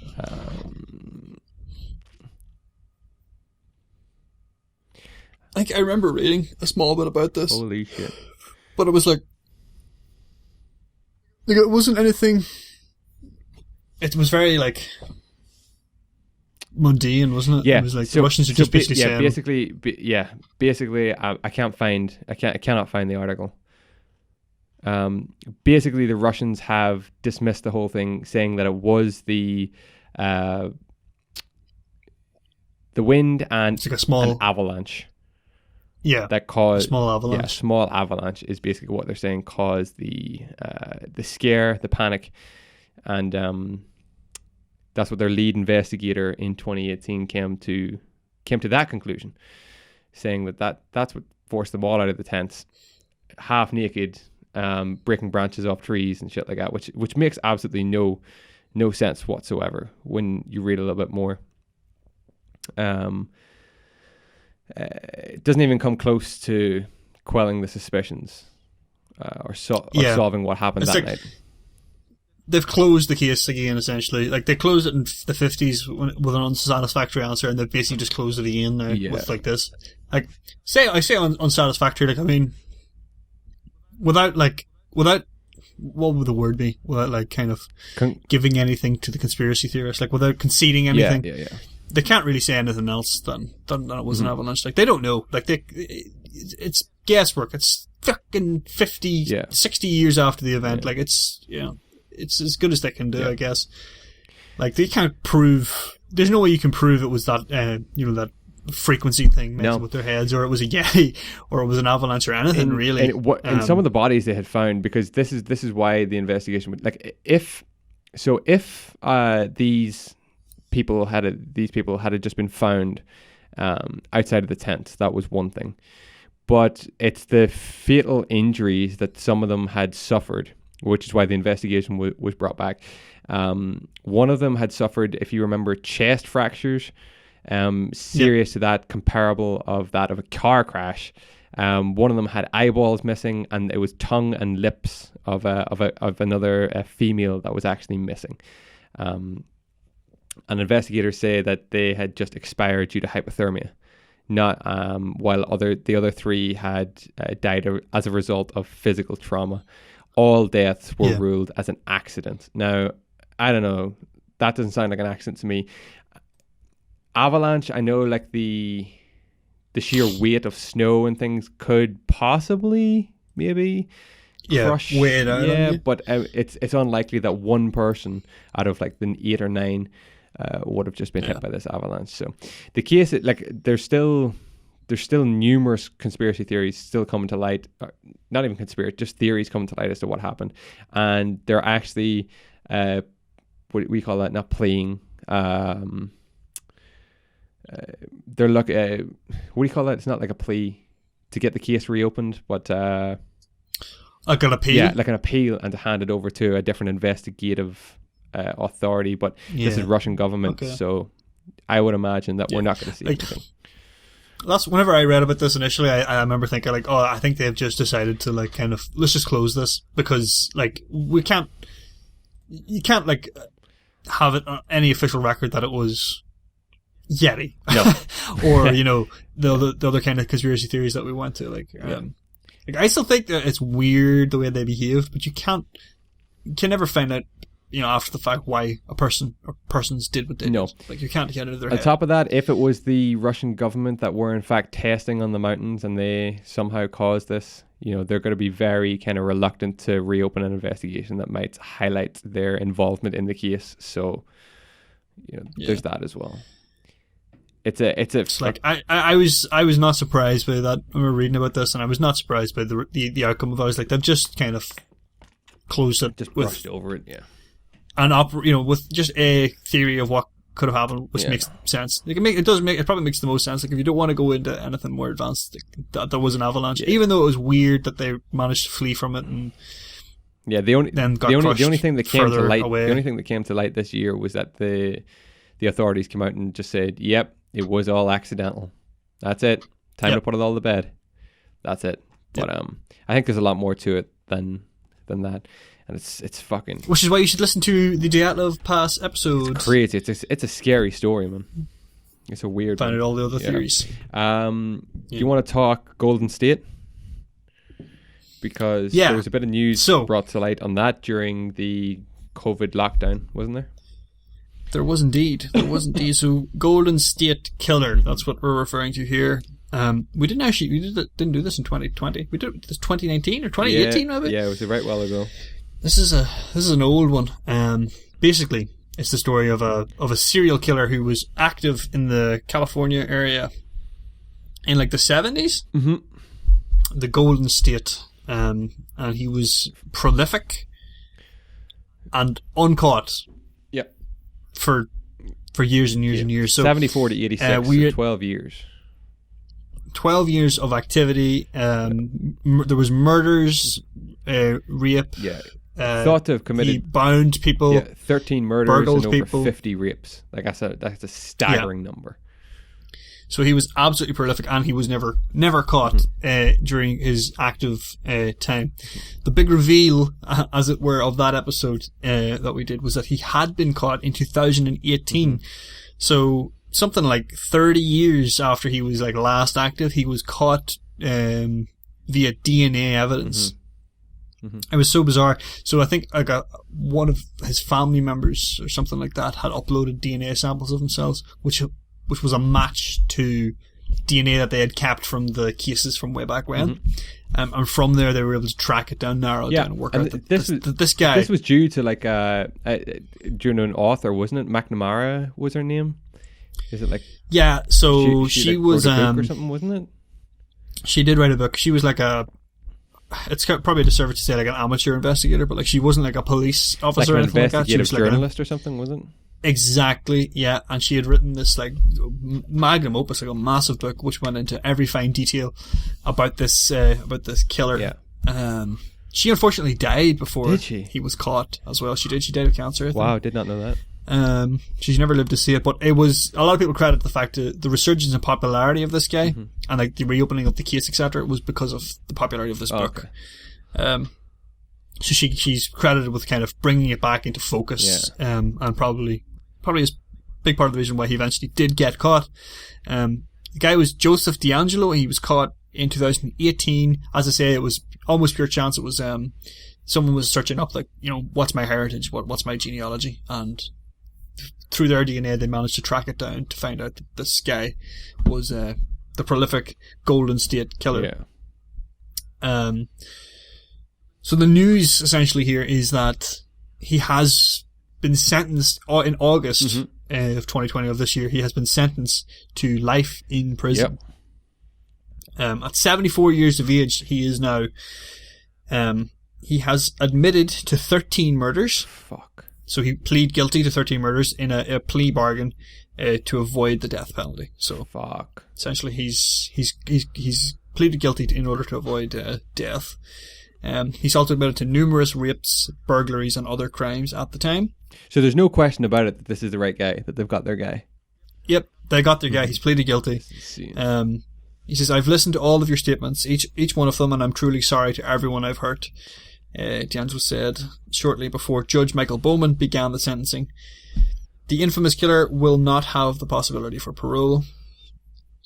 What makes it slightly worse, it's already horrible, but what makes it even worse is the fact that D'Angelo was a Californian police officer during his period of operation. So he was actually part of the police force that were trying to catch him. Fuck's sake. His crimes stretched across the state of California. The former police officer, Vietnam War veteran and auto mechanic, was arrested in April 2018 after police tracked him down by matching his DNA with a genealogy website. Investigators created a family tree dating back to the 1800s in order to identify him as a suspect. Fuck. And detectives followed him and collected a piece of rubbish he had thrown away, finding the same DNA recovered from several crimes. So that's how they narrowed it down to him. Yeah, like really like impressive investigatory work. Yeah, definitely. And there's the book that girl wrote was called "I'll Be Gone in the Dark," and there's actually there's a documentary on it that has been deemed last year as the best serial killer documentary ever made. I'm not sure if it's on Netflix. It's on Now TV. I know that. But it's the same name, I'll Be Gone in the Dark. So if you ever get a chance to check that one out, you gotta. Definitely do check that one out. Yeah.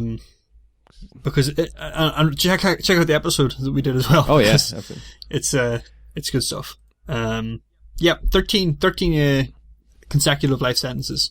I remember reading an article that said he will likely die in prison. I think so, at 74 years old. Yeah. Yeah, with 13 life sentences. So that's it for him. He has been sentenced. The Golden State Killer is going to die in prison. Yeah. Probably the only reason he didn't get the death penalty is because he pleaded, and California currently at the moment has a moratorium or something like that on death. So basically, anyone who's on death row at the minute in California is kind of pretty much indefinitely on death row. Oh, okay. They haven't actually executed anyone in years. Right. So it's kind of a moot point. Okay. Excellent. But yeah, that's the update on the Golden State Killer. He has been tried and found guilty of his crimes. Yeah. Excellent. Judge, Judy, and execution. Yeah, Judge Judy will continue in a moment. Sorry, you've just gone a little out of focus on me there.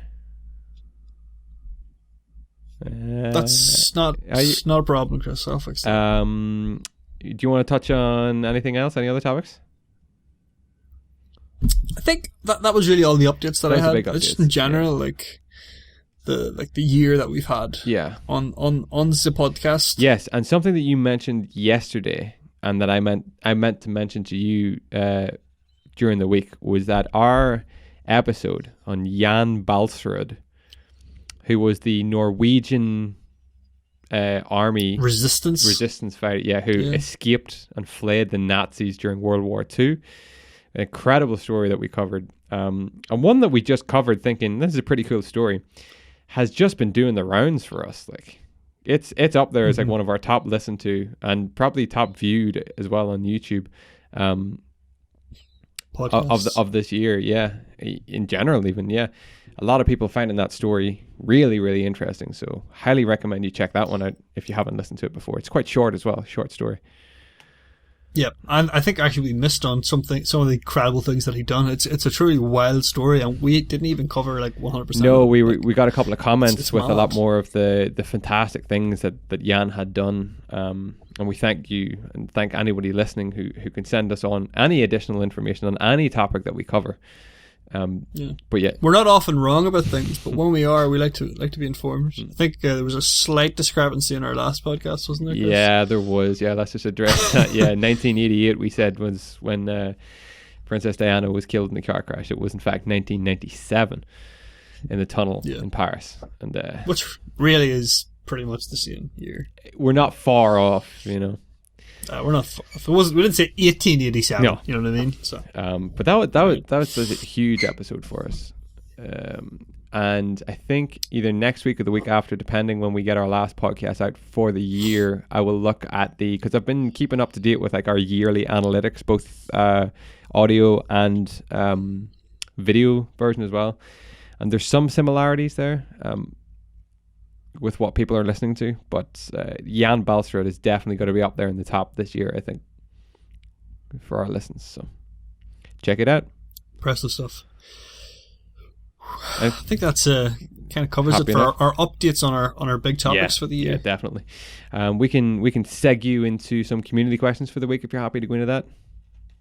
Absolutely. Excellent. Yeah. Okay. Let's start with one that we covered a bit earlier in the podcast, slightly. D, we were asked, what are your favorite accents? Oh, wait a second now. So, like, just like in the world accents that I like listening to, like. Well, what other way would you think accents. About this? Is there numerous ways to think about this? Kind of the way we were doing accents earlier. Like, we always try to throw in some accents in our podcast. It's not accurate. You know what I mean? Like, but it's like kind of like, that stereotypical Irish one, like top of the morning to that type of shit. No, I would say just like an accent that you genuinely like listening to. I think. Firstly, do you like the Northern Irish accent? No. Yeah, it's definitely up there as probably the worst. I have issues with it, like. I have a lot. For one, you probably notice listening to us, we say like all the freaking time. Like yeah. You know what I mean? Like, you know what I mean? Like, yeah. Like, it's crazy, yeah. like, really. Even genuinely, like. Even in texty, I will write like. Oh, yeah. Like, Lack. What the fuck? L-A-K. So, yeah. And I think, like, there's different parts. Obviously, like, I think UK and Ireland have this thing where, like, you can go from one town to the next and suddenly, like, the accent has completely changed. Yeah. There's something about it, like, there's we just have all these accents, like, condensed together. Like, Ireland in particular is notorious for it. Like, I've said like about 20 times. I know, yeah. It's whenever you say it now, I start picking up on it a lot more. Yeah. It's okay because I say a lot before I speak. So the best example I can think of is where we are, where you are right now, and where you are. No, not even because I'm like 50 mile away. You go like 5 miles up the road from you, and you're in Blaney. You're in Blaney. It's a real. And now it's different. Even that is different from the accent in like Monaghan, and those are in the same county, but they're like just a little bit different way. So like, I think that's very funny. Yeah.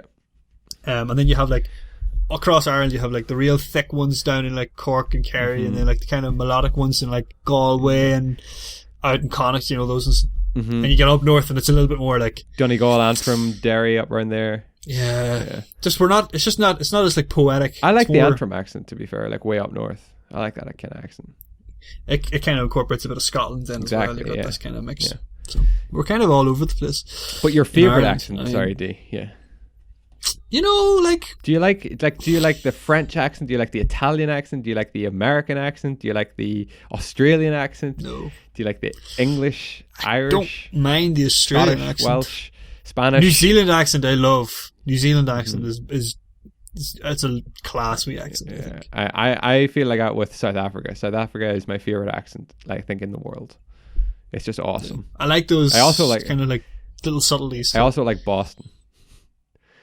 Boston. Yeah, I love that. I think that's. But yeah, that's what I mean. Do you like the genuine Boston accent? Or do you like the one? I like the stereotypical Boston. Yeah. The stereotypical Boston one. Yeah. Yeah, absolutely. There's some Southern accents I kind of like as well. Southern American accents. Oh, really? Nice. Like the from House of Cards. Yeah. Like Frank, what's his name? Frank Underwood. Frank Spacey. Yeah, Frank Underwood. Frank Spacey. Yeah, that accent is kind of like that. Kind of like it's like a drawl. Southern drawl. Yeah. Kind of like that in small doses, I guess. And as well, I kind of like the Galway, Connacht kind of Irish accent. The kind of they're nice, semi-melodic one. Not the Dublin kind of accent. Not the Dublin, not the Belfast accent. Never. None of the big cities. They're all. I like any kind of like posh accent. Is that weird? But without being like over the top posh, if that makes sense. Like I don't know. Not like when you say posh, I'm thinking straight up. You're thinking British. Yes. Oxford educated. No, that's not what I'm thinking. Mild mannered, just well spoken bastard people, I guess, is what I enjoy. Yeah. My favorite accent, to get back to the question, is South African. That's top. There you go. Yeah. I'm gonna go with New Zealand. Nice. Made mix. Quite like that. Nice. Although I can't really do it because you always wind up with an Australian slash. It's like there's subtle. It's like Australia meets there's subtleties to it. Yeah. Second question this week. What two animals would you switch the noise they make? That's the question. So if you take two animals and switch the noise. I had fun thinking about this one last night. Cows and pigs. I was thinking like dogs and elephants. You imagine your two dogs in the morning at the foot of your bed, just like. I don't know if that's the noise. I think cows and pigs. Imagine a cow oinking. Imagine a cow clucking. Oh yeah, that'd be weird. Or give a chicken mooing. Fucking hell! Or couldn't even get that level of bass. Just give my dog like a dinosaur. Just growl. I'd love to give my cat a proper male African lion like growl. That would be good. Just this little cat. And then an African lion wandering around the bush, and it's just like just like timid little. Yeah, that would be brilliant. Yeah, that'd be great. Yeah. That's a good one. What is your favorite Christmas movie? Die Hard. Mm-hmm. That counts as well. It's a Christmas movie. Of course. What do you mean? Like it counts as if it's some contrary. Everyone knows. Actually, I looked up the top ranked Christmas movies of all time, and Die Hard got number 2 in most of the things I've seen. Yeah. It's like people. It's always when you're kind of going like, oh yeah, I guess it is a Christmas movie. But then when you watch it, it's like it's 1000%. It is a Christmas movie. It's like Die Hard. I think is probably my second favorite Christmas movie. Hit me up. I think I know yours. Miracle on 34th Street? Nope. No? That's in probably top 5, maybe. My favorite Christmas movie is National Lampoon's Christmas Vacation. I should have known that. I should have known that. That is a family favorite with us. That's my top. Yes, that's a good one. But Die Hard's definitely there. I haven't seen it in years. I've never seen It's a Wonderful Life. No, me neither. I think that's a very American thing. Yeah. I think. It's just not watched over here. Similarly for Miracle on 34th Street, it's not watched over here at all. Like the big ones over here are like Elf. Yeah, see, when I was younger, I used to enjoy Elf. The Grinch, but the Elf was like overdone, big time, overcooked here. Yeah, I do enjoy Home Alone, but I mean, Home Alone was on in fucking June. Like, if you want to ruin a movie, like keep it. See, like it's a Christmas movie, but it could have been set at any time of the year. Really. Yeah. It could have been. But, like, it is a Christmas movie. I enjoy Home Alone forever in my head. Very good. I can't think of, like, off the top of my head, like, amazing... Oh, Jingle All the Way. I love Jingle All the Way. It's up there. Arnie. It's a really good one. Yeah. You're looking for Turbo Man. Yeah. That's a great movie. Yeah, that's a good one. And the Santa Claus. The original Tim Allen Santa Claus. Yes, that will always be Christmas. That's a classic as well. That's fucking brilliant, yeah. God, there's quite a few Christmas movies actually. If you think about Yeah. it. Do you know what? Like good ones, like Jeremy Goodman's. Not just them fucking like. Do you ever see them, Chris? They're like made by Hallmark Christmas movies. Yes, they're fucking terrible. And there's literally because there's like 1,000. It's because and they're all the same. There's a Christmas channel like on Sky that plays 24/7, 365, and it's all them Hallmark Christmas movies for people who just want Christmas all the time. Oh my God. I enjoy Christmas, but at that time of year. Do you know what film I always class as a Christmas movie, and I love it, but only because I only ever see it at Christmas, and I have great memories of watching it like with my grandparents, my granny. One year she was with us and we watched the whole thing with my parents. Is The Great Escape. Yeah, I agree with that. I have such good memories watching that movie, man. I got that for Christmas one year. I think that's maybe why I associate it. Yeah, and I watched it obviously. Such a good movie. Such a good movie. I love The Great Escape. It's terrific. Is it that one? Yeah. No. Yeah, it is that one, yeah. Yeah, don't get mixed up with The Animals of Farthing Wood, like I always did. Yeah, that's what I was about to do. Final question this week, D. What is the best book you've ever read? Fuck. Yeah, that's a hard I one. know. Some big questions. The Bible. Never read a good book on tape. Like I've read a fair few good ones, I think. What is one that sticks out in your mind that you're just like, if you had to gift someone a book, you'd be like, you got to read this. This is up there. The most recent one was Stephen King, the one about JFK 11 something. Yeah. It's just the date that he was assassinated. Yeah. That one. It was a hell of a read. Like, Dune as well. Dune. I've never read Dune. It's a hefty one. Yeah, I seen them sitting on your table when I came down the podcast with you one week, and I was like, "Fuck, isn't there like there's a lot of them though?" Yeah, there is. Yeah, I mean the main one is just Dune, and then there's like various sequels that have come out after. I haven't even read all of them because the movie is coming. I'd like to read it, but yeah, I'm fucking so pumped for that. But yeah, those are two fairly recent ones. Like, I mean, if I go back far enough, like I'm sure there's better ones out there, like that I've read, but can't really think off the top of my head, unfortunately. My top book that I've ever read, if I had to gift anybody, would be East of Eden, John Steinbeck. That just shocked. It just shocked and surprised me at just how well written that book is. Like, it is incredible. It's so good. East of Eden, check that one out. But I also have fantastic memories of reading The Chronicles of Narnia, Lion, the Witch, and the Wardrobe. Just that book. None of the others in the series. Just that one. The Prince of Caspian. Yes, the Prince Caspian. And can I be honest, straight? Did not care for The Lion, the Witch, and the Wardrobe. Really? Yeah, and we read it in primary school and stuff, like, and even from that point, I did not care for it at all. Okay. And to this day, I don't care for it. I enjoy it. I'm very familiar with it, as we all are, but like, I enjoy it. I also the Slab, Karen Travis, The Slab, which is a Gears of War book in that series. But even if you don't like Gears of War, or know anything Gears of War, that is one of the best books. Karen Travis wrote a trilogy of Halo books. Oh, right. And I only know this because I was watching this video of this guy, and it doesn't even matter if you care about Halo or not. These are just like three of like the best science fiction books. These are just excellent books. She's an excellent author. I agree. I knew that. I already knew that from having read one of her books from the Gears series. But yeah, I was like, I might read these. Yeah. Like, just randomly.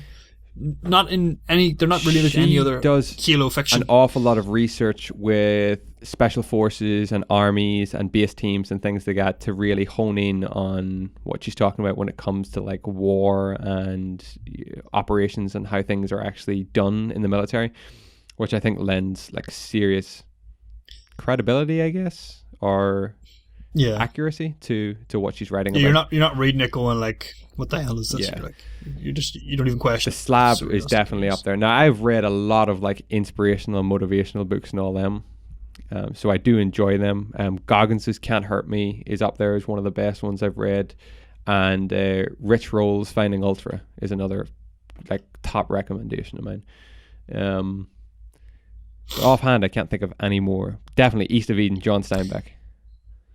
One of the best books that I've genuinely ever written, and you have to be a fan, and if you're not, you mightn't enjoy it, but if you are, you'll love it. Alan Partridge. It's a book called I, Partridge. We need to talk about Alan. It is tremendous. It's hilarious. Okay. It's one of the funniest books I've. Like, I very rarely would read a book and laugh. Yeah. Laugh out loud reading it. Man, it's page turner. Really? And he also has a sequel called Nomad. Okay. Fucking You're excellent. A fan of Alan Partridge, yeah. To a certain extent, like, there's just certain, it's the phrases he comes out with, like, it's just excellent. But I'd highly recommend those books to anyone who needs a good laugh. Yeah. I need to go on another spree and get some more books because I'm running dry at the minute, so. But go to your library, Chris. Go to your local library. Keep her local. Ladies and gentlemen, thank you so much for all your questions this week. Thank you to Michelle Callahan, Liveberries, PodSource for all your questions this week. This has been awesome answering them. Thank you. Person with the Pod D, let's wrap the show up with what we've got up to over the week. Well, let me think now. I was down with you last weekend. You were? Oh, I had the Monday off. Oh, nice. What'd you do? Which was lovely. Needed that day off. I think I just played games, Chris. Yeah. Tell me this. Have you invested in Cyberpunk? No, okay, no. Good. Yeah, good. It's had a rocky launch. Yeah. I'm hearing great things on next gen. Yeah, on PC. Yeah. On PC, and just not great things at all on. Just very, very bad things. Yeah, on current gen. I kind of knew, one of the reasons that I didn't pick up Cyberpunk is because that I knew I wanted to experience it on next gen. You know. And I was like, once I knew that I wasn't getting a next gen console for a bit, I knew I wasn't getting Cyberpunk for a bit. I kind of made my peace with that, and I was like, that's fine, I'll play it whenever it's a couple of months out, it'll be nice and refined, etc. I'll play it then, I'll invest my time into it then. Literally, I've been so glad I went with that decision, you know, having seen what happened. It has not performed well on, like, PlayStation 4 and Xbox One, so that's fine. I'll get around to it whenever we're on newer hardware. Yeah, absolutely. What I have been playing is I played Control. Okay. Do you ever hear that game, I've heard Control, of Control. by Remedy? Yeah. The start of that game, like the beginning, first half of that game, man, I was like, that is awesome. Wow, okay. That is an excellent fucking game. Okay. Like, it's so good. The whole, like, concept is just so weird and, like, interesting. They say the first half of the game, does it take a turn, or? No, it doesn't even take a turn. It's just that the second half of the game is more about, it's kind of the novelty, I guess, of like the setting and the environment and the story is less important. Now it's more about like, now we have to complete our task. And it's, then in the second half of the game, what struck me more is kind of like the evolution of the mechanics is very good as well. Because you eventually gain like a lot of power in it. Nice. Obviously the enemies get harder as well, but like they kind of make you use your powers in different ways, which I thought was cool. Nice. Overall, excellent game. And what, like, it's kind of got that, like, you know what it reminded me of in several ways? It was Lost. Oh, nice, okay. It had, like, mystery, you know, you didn't really know what was going on. It was a bit of headfuckery going on, kind of keeping you in the dark on certain things. And then there's just this, like, the place that you're in doesn't allow modern technology.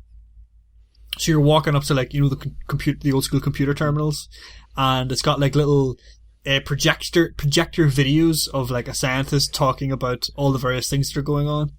And I kept getting Lost vibes from it, and I was like, yes, they should definitely make a Lost game like this. Where you're kind of like, you don't have a clue what's going on, but there's so many like little hints. You're picking up articles, and I was picking up all the collectibles. I was reading them because I was like so invested in like, what is this place? Like, what is going on? Yeah. Nice. So yeah, I was really happy with that experience. I finished it literally last night, and I'll probably go back and like do a bit of like the mop up stuff and find the collectibles, see what I can do there. But yeah, thoroughly enjoyed that. Eh? Nice. Did you ever get Valhalla? No. Okay. I haven't played an Assassin's Creed game since 3. Fuck. Okay. I want to say. Okay. I played Origins. Haven't played Origins. Haven't played Odyssey. Haven't played Valhalla. Origins is excellent. Don't know if I will. I have both. I have both of those games. I have Odyssey and Origins. I got both of them for free. Fuck. Nice. And I haven't played either of them. Yeah. So maybe someday. I just don't have the time. Like, it's a 50-hour game. I was going to say, maybe sit down over the Christmas period. Might give you something to do. I have to finish Red Dead. Never mind. Christmas period. Never mind. I got it for Christmas last year. Fuck. Haven't finished it yet. Haven't even really committed to it. And do you remember as well what I started in January last year? Would you start? Still haven't finished. Would you start in January? No. It was after the influence of the hit Netflix show. Oh, The Witcher, yeah. Shit, yeah, right enough. Witcher. Holy shit. Remains unfinished. I finished the base game. I started the base game from scratch. Blasted through it. I didn't blast through it. I went pretty quickly through it. Finished it. Started on the DLCs. Got the first Hearts of Stone DLC. And now I do not have the will to go back into another open world area and keep exploring. Coming off of The Witcher from January, I was like inspired by you to go back in and play The Witcher. Dude, I put like 15 hours in and I just got open world fatigue coming off other games. I just haven't looked at that game since. And that game was like hundreds of hours, and I'm just like, no. It's genuinely 100. Like 100 hours if you do everything in the base game. It's about 150 hours if you do everything plus the DLCs. Like, it is just... That's a lot of time, man. It's too much. It's too much. And you know what? I'm super glad that I think Cyberpunk has like clocked in around like 45 hours base game and maybe 60 hours like for everything else. And I'm like, that's much more reasonable. Nice. Like, that's still loads. Pretty, but, yeah. like, At least I won't lose my soul playing. What else you got to this week? Not a whole Yeah, pile. I get it. We're approaching the Christmas weeks. Like, it's just been work, really, isn't it? It's been work. I'm off. Down. I think I'm off tomorrow. Off Monday. Nice. Woohoo! Nice. And then I'm off. That's it. I actually have to work from Monday through till the Wednesday, nice. And then I'm off for Christmas after that. That's when Christmas is. That's how soon nice. It is. Like. Nice. Fuck sakes. Yeah. Oh, I get it. I've done very little this week as well, apart from work and trying to mop up last bits of Christmas shopping. I have played an enormous amount of Call of Duty, which I am just thoroughly invested in at the minute. I say I play an enormous amount. It feels like an enormous amount, but it's probably not.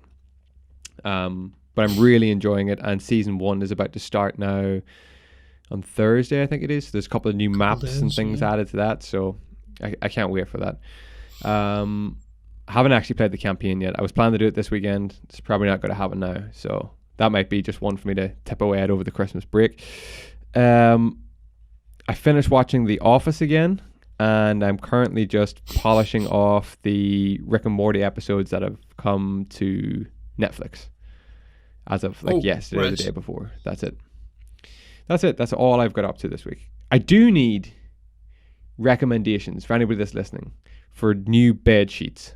I'm looking for something new, comfortable. Like, give me your top recommendation. Egyptian cotton. Oh, now we're talking. Yeah. I don't know. Bed sheets. Do you think it's called Egyptian cotton because Egyptians had slaves and slaves were cotton pickers? No, I think it's Egyptian cotton because the cotton comes from Egypt. Yeah. I think. Probably. I just didn't know Egypt as being a large. Almost certainly that. Cotton.